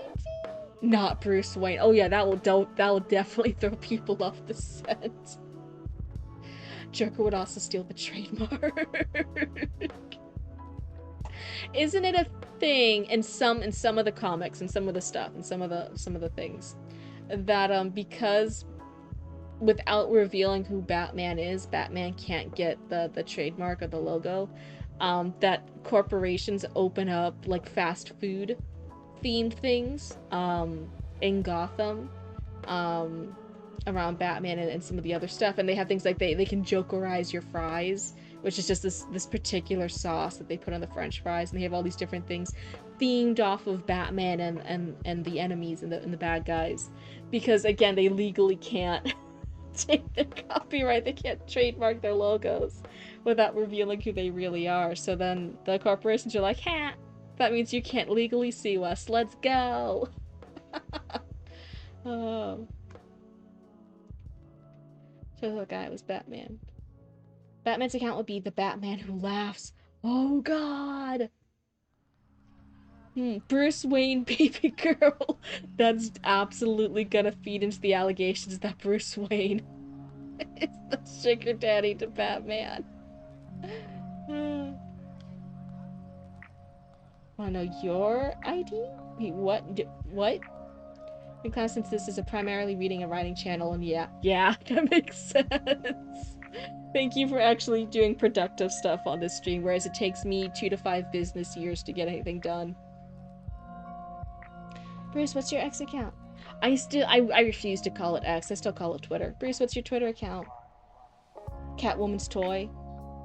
I have questions? The blank would be like secret? Wait, what? The what would be secret? Laser mouse? What? Everyone's just saying funny things now. Let's keep going since I have since I've got another distracted thing. Oh my god. Anyway, are you sure it's alright for you to be out in the day like this? For the 100th time, yes, Basorin snapped, his golden eyes flashing as he snarled at Dorgu. Behave, Valerie growled, tapping her brother on his nose. She sighed, looking to Dorgu. It's more than all right, it's necessary. The people of Livos need to see their Earl. Aren't you worried someone from outside the valley might see you? You're from outside the valley, Basorin muttered, rubbing his nose as he looked at the snowy ground. I love this. This is absolutely... Aren't you worried someone from outside the valley might see you? You're from outside the valley. Basorin, 100%. 10 out of 10 characterization dialogue here from Basorin. No notes. He channeled it perfectly. Oh. Everyone get the laser! Cryptids are easily distracted. A lot of other cryptids are actually very easily startled or scared, so sometimes you have to approach them carefully. They startle easily. That's why some of them are so hard to see. Does it mean bat, I think? Oh, it means bat? Oh. Just wanna know my secret identity? Batman does know Santa. That's true. In some of the comics and different things, he does actually... Oh, wait, no, is it Batman or is it Superman? Knows Santa. One of them knows Santa. Holy Robin Baskins? Baskin Robin? Angel, are you going to read all 19 stories, including mine today? Oh, no. No. I'll read this one, and then I'll see who's in queue, including you, and I might read a third one. It's normally 2 to 3 stories a night. That's, or per stream, I should say. That's kind of the gist. And then once a week or once every 2 weeks, I also have like a gaming stream where I can kind of decompress, and I can not do this, and I can just game for a few hours. But no, most of the streams are these critique streams, and I generally aim for 2 to 3. That's the bit. So yeah, if you're on here when I'm done with this one, and again we're just finishing up this third page, just a little bit left. Um, if you're on here and you're what's my schedule? I stream every other day. That's all. Sometime once a month I do not stream on my cycle, so there's a few days I take off. But besides for my cycle, it's every other day I stream. Um, Also, my best change chapter 4. Oh, nice, nice, nice. Oh, got it, got it, got it. So yeah, if when I'm done with this page, if you're still on, if you're not sure what your schedule will be, you're not sure if our schedules are online and you want us just to go ahead and read yours, I don't mind it. We can get that out of the way. Let's see. He's sworn to secrecy, as is everyone else here, Welby replied. And we would know if someone outside the circle was present. But how? Our full wolf cousins would let us know, she said, gesturing toward the woods in the near distance. Hi, Ghost. You playing? Dorcas shook his head, still finding the whole arrangement more than odd. The trio crunched their way down the road, leaving behind one set of footprints and 2 sets of paws, making their way to the nearest home. The cottage stood at the top of the hillock, the terraces for growing vegetables and stables covered for the season, though a few stakes and a battered scarecrow remained from the growing season. Oh, seasons repeated twice. There we go. Season and season. Alrighty, I think the biggest... I almost feel bad doing it, so now we're just finishing up my 2 critiques list. The biggest critique I can have is in comparison to how well the main characters are written, Basorin, Califrac, Dorgu, all these ones. I really feel like when I'm in their scene, it's so good that just in comparison, I'm not as moved with that first one. So I feel like the biggest one, it is a huge developmental edit. I hate to give it as a critique, but yeah, I would say rework this opening scene from their point of view and have a separate mini standalone chapter of Connor and Vedheis as they're going back, revealing the stuff. Hold on, my lo-fi beats. That would be the biggest developmental edit critique I can give. And I think your writing's strong enough. I think it's good enough. I think you could pull it off. I think you could absolutely do that, and it would be very immersive, and it would be in a stronger tone of voice for the characters. And I'm really looking forward to it because I can see you pulling it off. I have a partial rework that I was toying with. I'm sorry. And again, if this is for a competition, for having these keywords in and stuff, do you need to do it for this competition in time? No, you don't. You can do it whenever. Time to bring out that out of mothballs and finish it. Oh, that part's over and done with. Oh, okay, good. But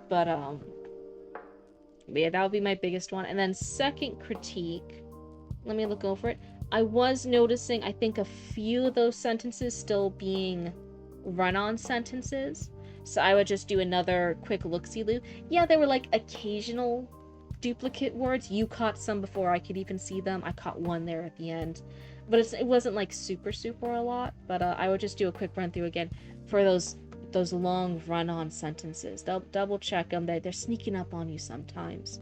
So I would do another read through for those. Make sure they're not anything too crazy. But otherwise, I'm happy to be here. I'm so enamored actually being back in the world of this story. And I think what really brought it together was really Basorin over here just acting so grumpy and like a teenage boy, like an annoying younger brother about Dorgu and his sister, right? It absolutely you captured the vibe perfectly. It was so funny. So that was actually really a really great emotional pull because I like that. That was well done.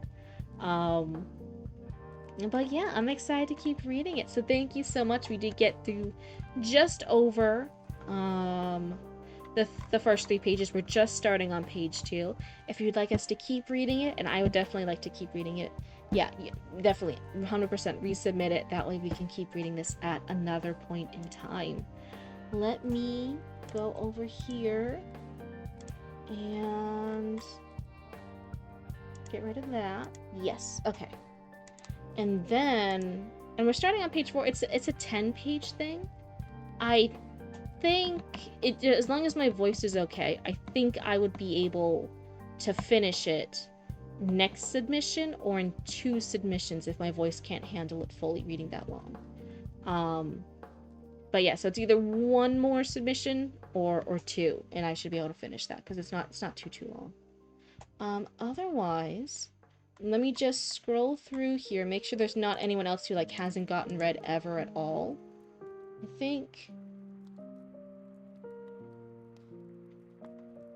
Hellenic Taoist, I don't think we've read from you yet. You've been in chat a while, but I don't think we've read yours yet. Furry Combat Wombat, I don't believe that'll be their first time too. Your Blen is Mine would also be a first time, I think. I should add that to the thingamajig, being a first time person.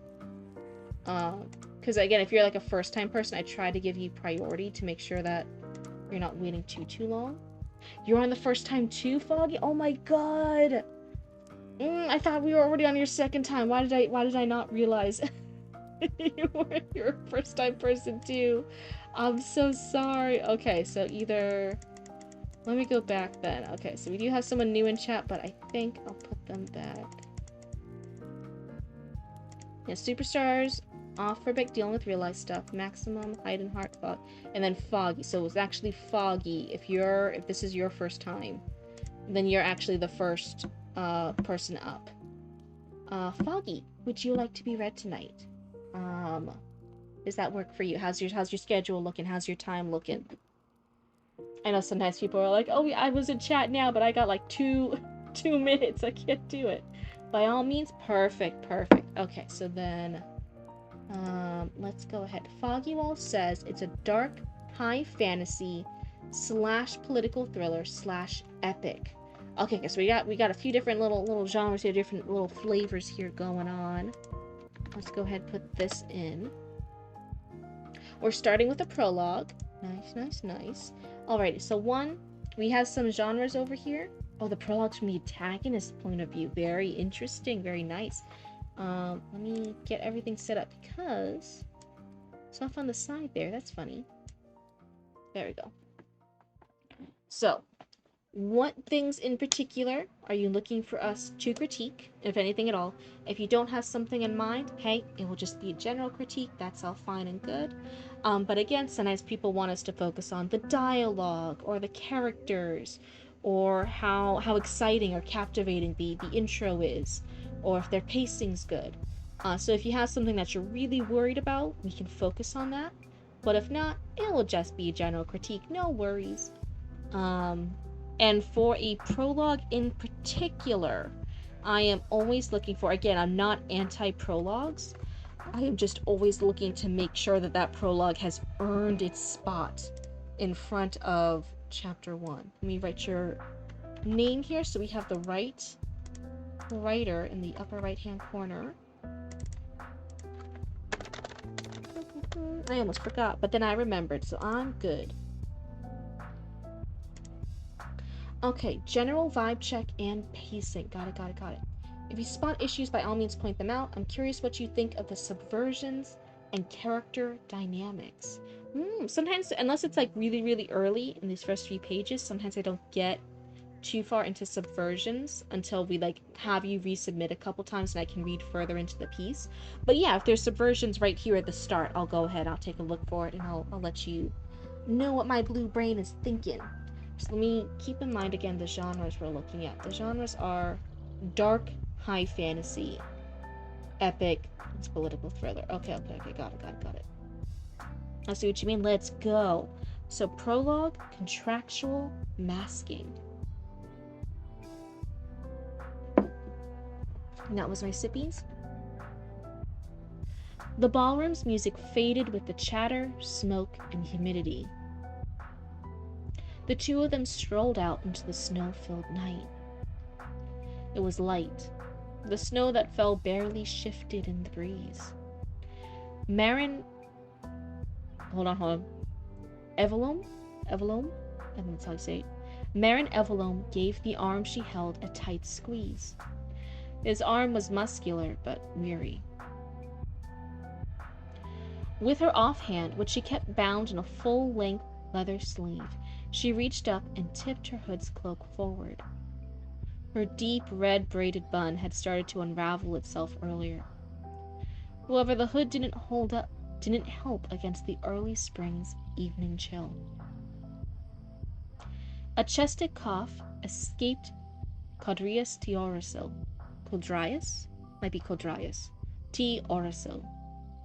His warm breath bloomed like a cloud from beneath his mask. The one he'd chosen to wear was a thin granite depiction of a bear's face. It was colorfully painted over in pale shades of blue and gold, with the details in red. It was quite an eye-catching piece, actually. Right, he drawled. Do you have my missive for proof? After they had reached the stone rail of his castle's side court terrace, they looked out and took in the majesty of his estate. The 2 full moons were visible through the thin veil of clouds. Their light drew the shadows that played across the ocean waves beyond his private docks, his evergreen forest of gardens encircled around the castle's rear in dimly glowed pale... Wait, hold on.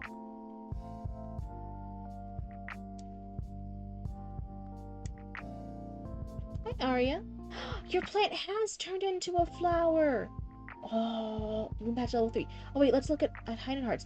Hidden Heart, that's the level 4 bloom you were talking about. Oh my god, Arya, look, that's what your flower will look like in the future. It will look like Hidden Hearts. Oh my goodness. This is exciting. We got so many flowers in this chat. This is crazy. I wonder if I can do... I think as a streamer I can make badges like that, right?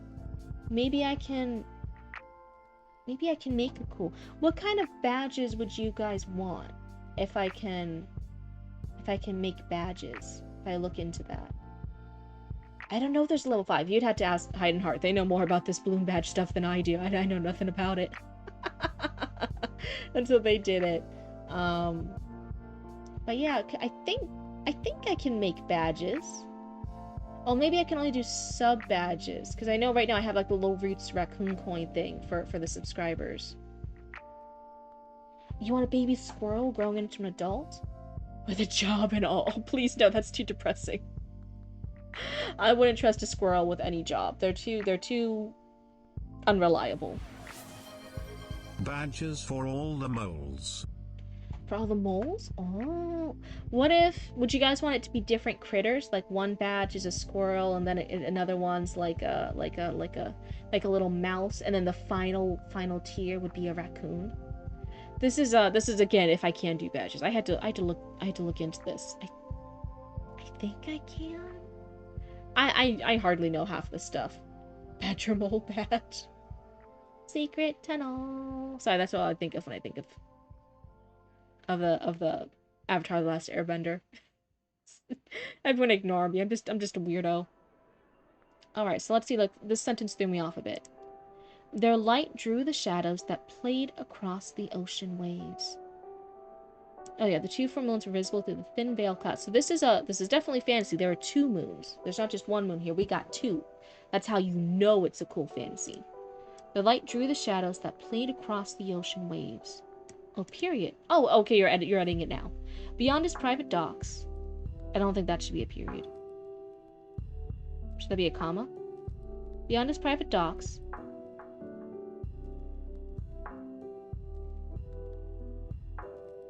Hold on. His evergreen forest of gardens. I missed so much while being captured by those Italian lobsters. I need to start catching up. Oh, the finale is out of my favorite show, The Pups, starring Raquel Urban, Anthony Starfish, and Jensen Reckles. So funny. So I think this is one of the confusing parts here. You're describing his gardens. There's a lot of gardens on the estate, but it's described as a forest of gardens. And I know it's kind of trying to be a metaphor. It's like, oh yeah, he has so many gardens. It's a forest of gardens. But I think that's the part where it's getting a little confusing. Beyond his private docks, his evergreen forest of gardens encircled around to the castle's rear.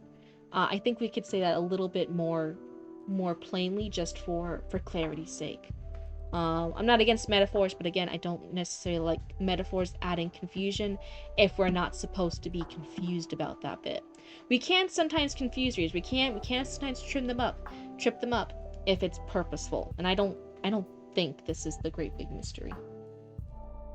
Oh wait, there are pine trees? It is a real forest? Wait, hold on, because here's the evergreen forest of gardens. So this is a metaphor. It's a forest of gardens. So are you saying there's actually a forest? There's forest and gardens? It is a forest over of gardens. Wait, that's not a correct sentence. There's a forest over the garden. There's gardens and a forest. Is that what you're saying? In which case, that is not what this sentence is saying. What you're meaning to say and what this sentence says are different. So I would clarify that. Giving off a dimly lit pale orange. This is not a complete sentence. So I'll just clarify these two. This is where you're getting tripped up. If she could spit on it all, she would have. The excess sickened her, but she couldn't deny the Archon's taste. I'll fix it later. All good. Instead, she slipped her right arm out of his grip without complaint and pressed her gloved hands into the banister's fresh snow. Blech. So I do like this. This is the first part we get her personality of a character of Marin Evelyn. So this is where we get a character's personality, where it's not just reading the technical things that's happening. We're now getting the personality of how are we, the reader, supposed to interpret this stuff we're being told. And here the excess sickened her, but she couldn't deny the Archon's taste. That's giving us the personality. That's giving us the lens that we're looking through the reader. So I do like this. This part I really like. And pressed her gloved hand into the banister's fresh snow. She loved that sound. The snow's compaction here always had a wonderful pitch. Okay. Getting away from the charades inside was welcoming. Let her breathe easier. The familiar salted air had cut her tensions loose. After taking in the moment, she complied. Producing the missive from a hidden pocket near her dagger, she held it up for him. He unceremoniously snatched it from her, catching her glove as he did so.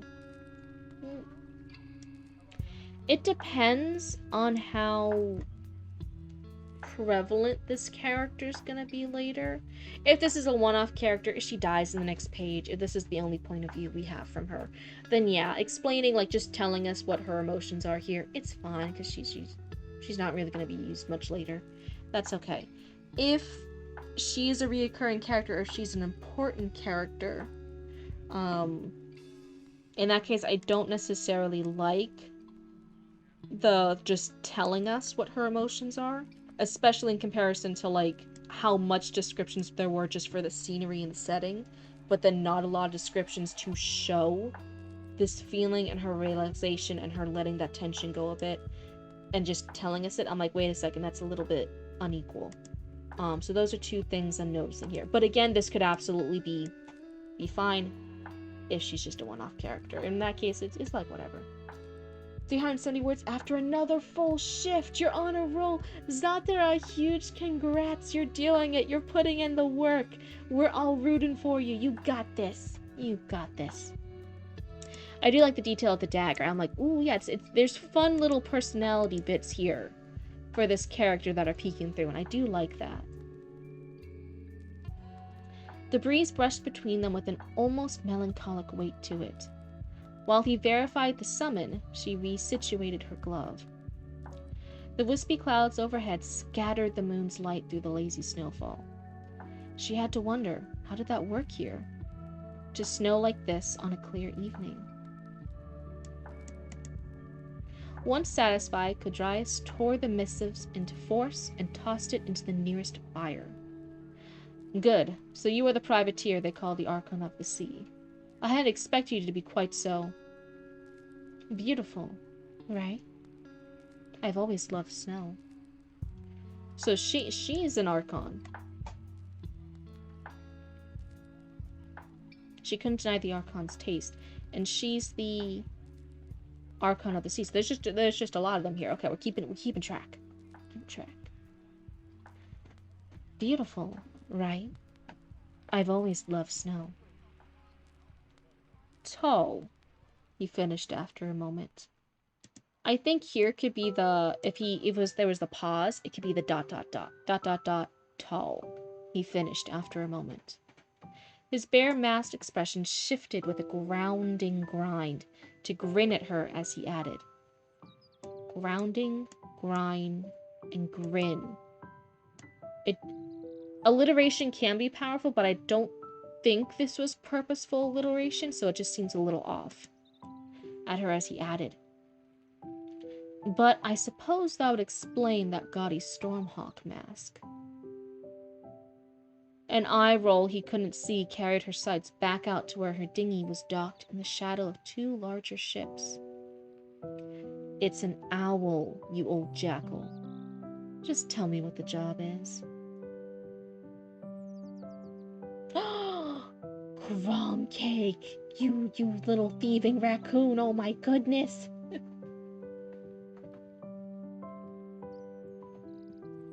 How do you describe the grind of stone shifting?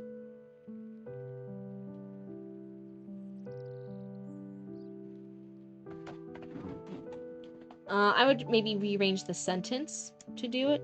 His bare masked expression shifted to grin at her.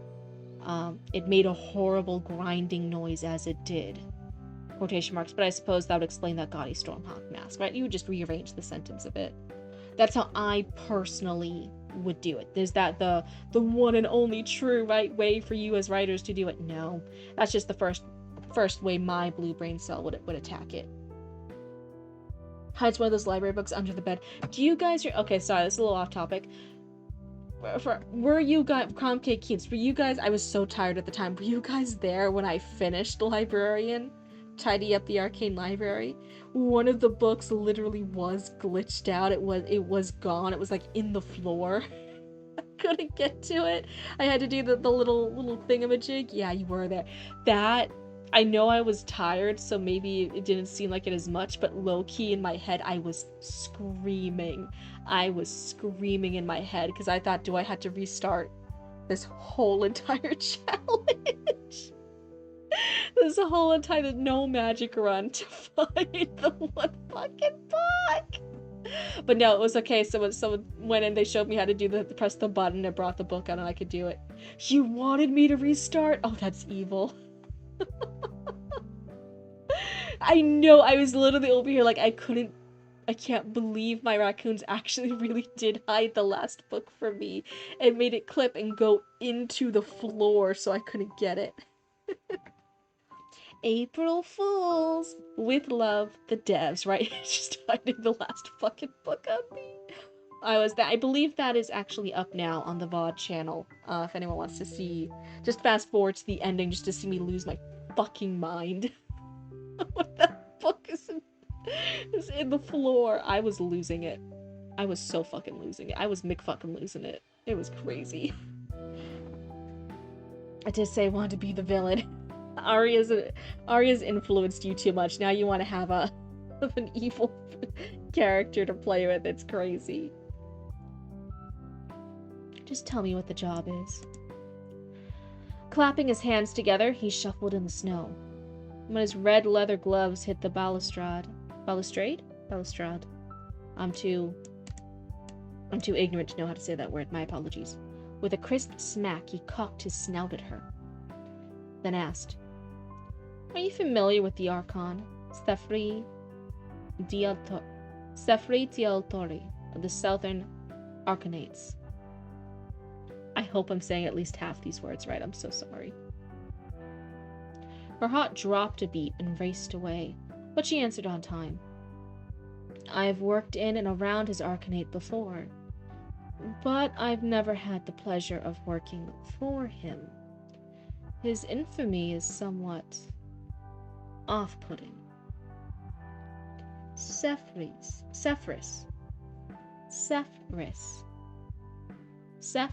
T. Altori of the Southern Arcanates. Is that so? He reached around her and gripped her hip, drawing her in closer. She could still smell him through all the layers he'd added at the doors. The party sweat he produced was still as pungent out here as it had been inside. She could feel the palpable heat producing that sweat radiating off his exposed neck. He stood straight back and firm, regardless of how much she'd seen him drink. The surprise to her wasn't his sturdiness, but the arrogance in his confidence. His mask pivoted to face out at the view, then asked, "What would it take for you to hunt him down? Assuming that the rumors are false reports from his own drunken boast. Shouldn't be too difficult." Yeah, this is Foggy's. She leaned away and caught a clean breath before pivoting on her boots' toes. She swept around to face him, mask to mask. He still held her waist, and while firm, his hands gently trembled. I feel like firm was already used. I think firm might be used too close together here, so I double check that. His hands gently trembled. Oh, a payment? For this? I'll be in need of a lofty amount. The assassination of a rival head of state. Did you know, it's said that he's never lost a duel, hardly ever sleeps, and has an economic empire of his own, right? I'll assume business as business. Her leather-bound hand brushed snow off his shoulder. I'm a little confused about this line, but maybe I'm not just big brain enough for it.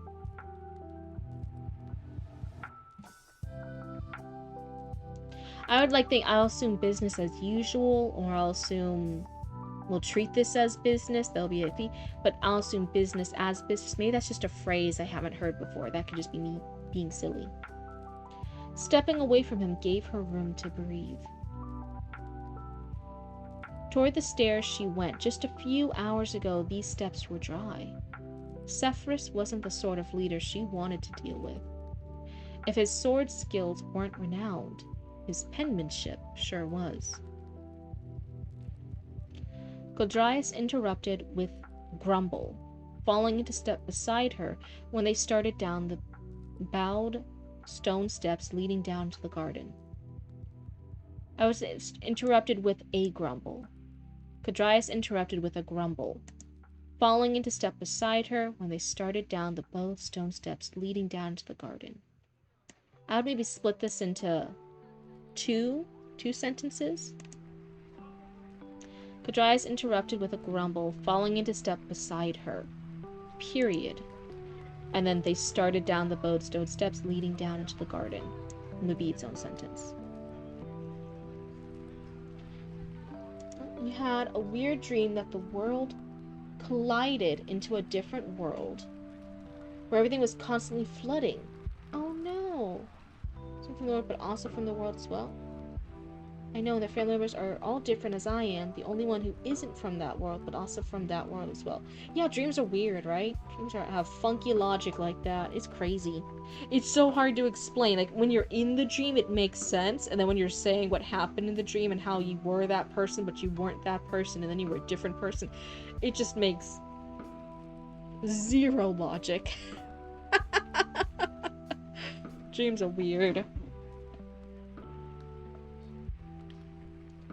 The braziers gave for a little passage of shadow every couple stairs.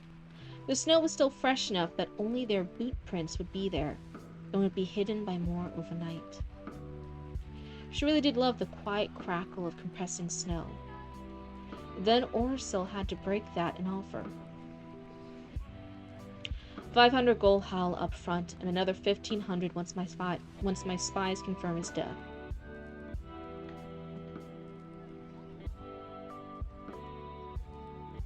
Great book. And I'll call it World Collision, Gaia and Earth. There you go, now you know your next world famous novel. There you go. Get on it. I feel like there's an extra space here, but maybe that's my dyslexic brain. I feel like there's 2 spaces here. 2,000 in total. Up here.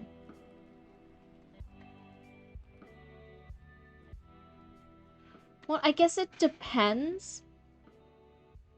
But right now I'm noticing, like, she really did love the quiet crackle of compressing snow. And I'm like, yeah, I get it.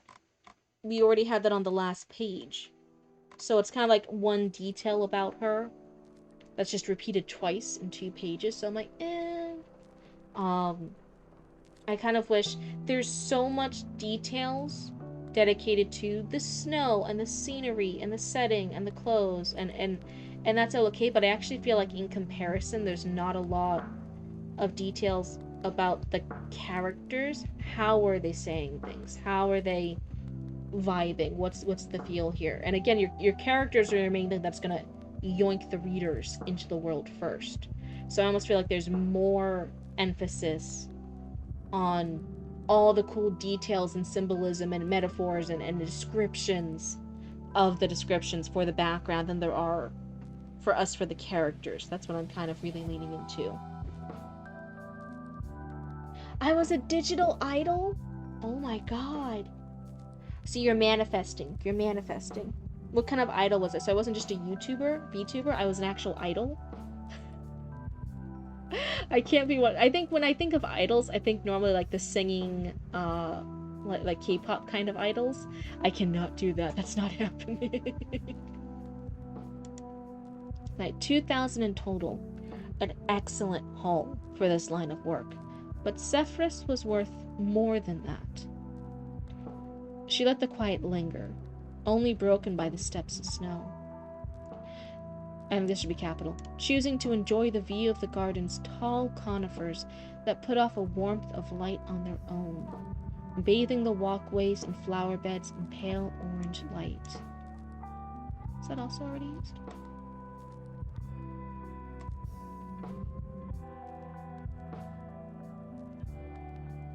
Yeah, we already had pale orange glow up here. The trees gave off a pale orange glow. And then down here we have the trees in their pale orange light.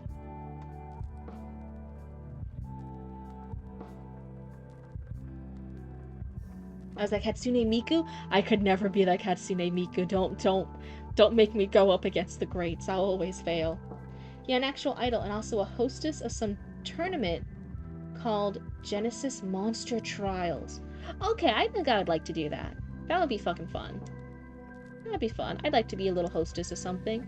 I'd be like, hello and welcome to this year's 29th annual Genesis Monster Trials. Are we all ready today? Let's hear a round of applause from the audience. Everyone tune in. More on tonight's program at 7:30 p.m. Monster Central Time. I could get behind that, but I could not go up against Hatsune Miku. Please, please. I'm shaking about cryptid boats.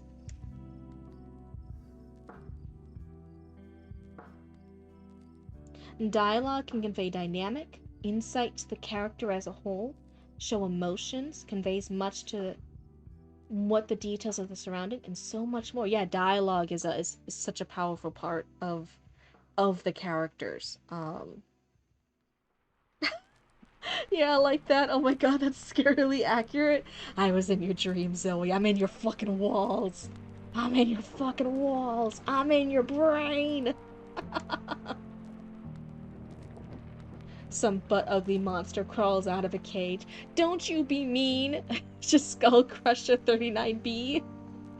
He's a gorgeous monster by his species standards. He's an idol in his own right. I won't take the slander.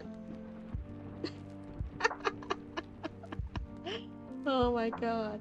In this corner, we have Skullcrusher 39B. He is a two-time champion. He took last year off for a family reunion of his monster brethren, but this year he's back in action. Oh, it looks like in that corner over there, that side of the stadium, we have a lot of Skullcrusher 39B fans. They are all waiting to cheer on their champion. I see custom shirts. I see custom banners. I see custom plushies being thrown into the ring. And what's that?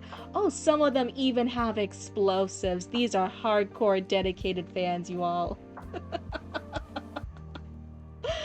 I would honestly love being a being a show host. I'd have a great time. I would genuinely enjoy myself. That would be fantastic. Zoe, you were big brain. Or what if it's the Running Man but with monsters? What you're saying is way too accurate. Oh my god. I told you I'm in your fucking walls. I'm in the walls of your brain. And another Running Man bit. What's that one? Yeah, there's also the flood. Yeah, man, the flooding this year during the Monster Genesis trials was crazy. It really put kind of a damper on it. I know there was a lot of people who got tickets to the tournament for the trials, but they couldn't actually because their transportation got flooded on the way in. Like they died on the way over. So like there were some empty seats that they were like reselling last minute. I normally don't like ticket reselling. But like again, if you like die on the way to the tournament, then like come on, no one else is gonna use your fucking seats. So I guess they might as well. And so many people want to see the monster trials. Like come on, you can't just let there be empty seats because like people had the audacity to die on the way in because of the floods.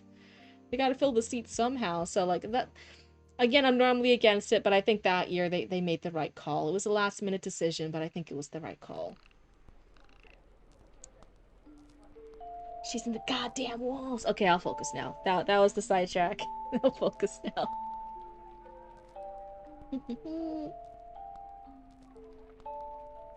And magical light. The bottom of the steps. Oh, my lo-fi beats. I recently just got a pretty decent remake. Oh, okay, okay.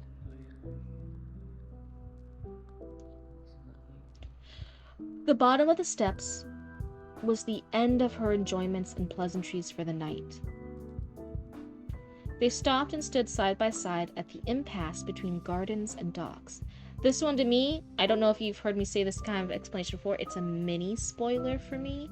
So I normally don't like those too much, again, unless again like they're purposeful.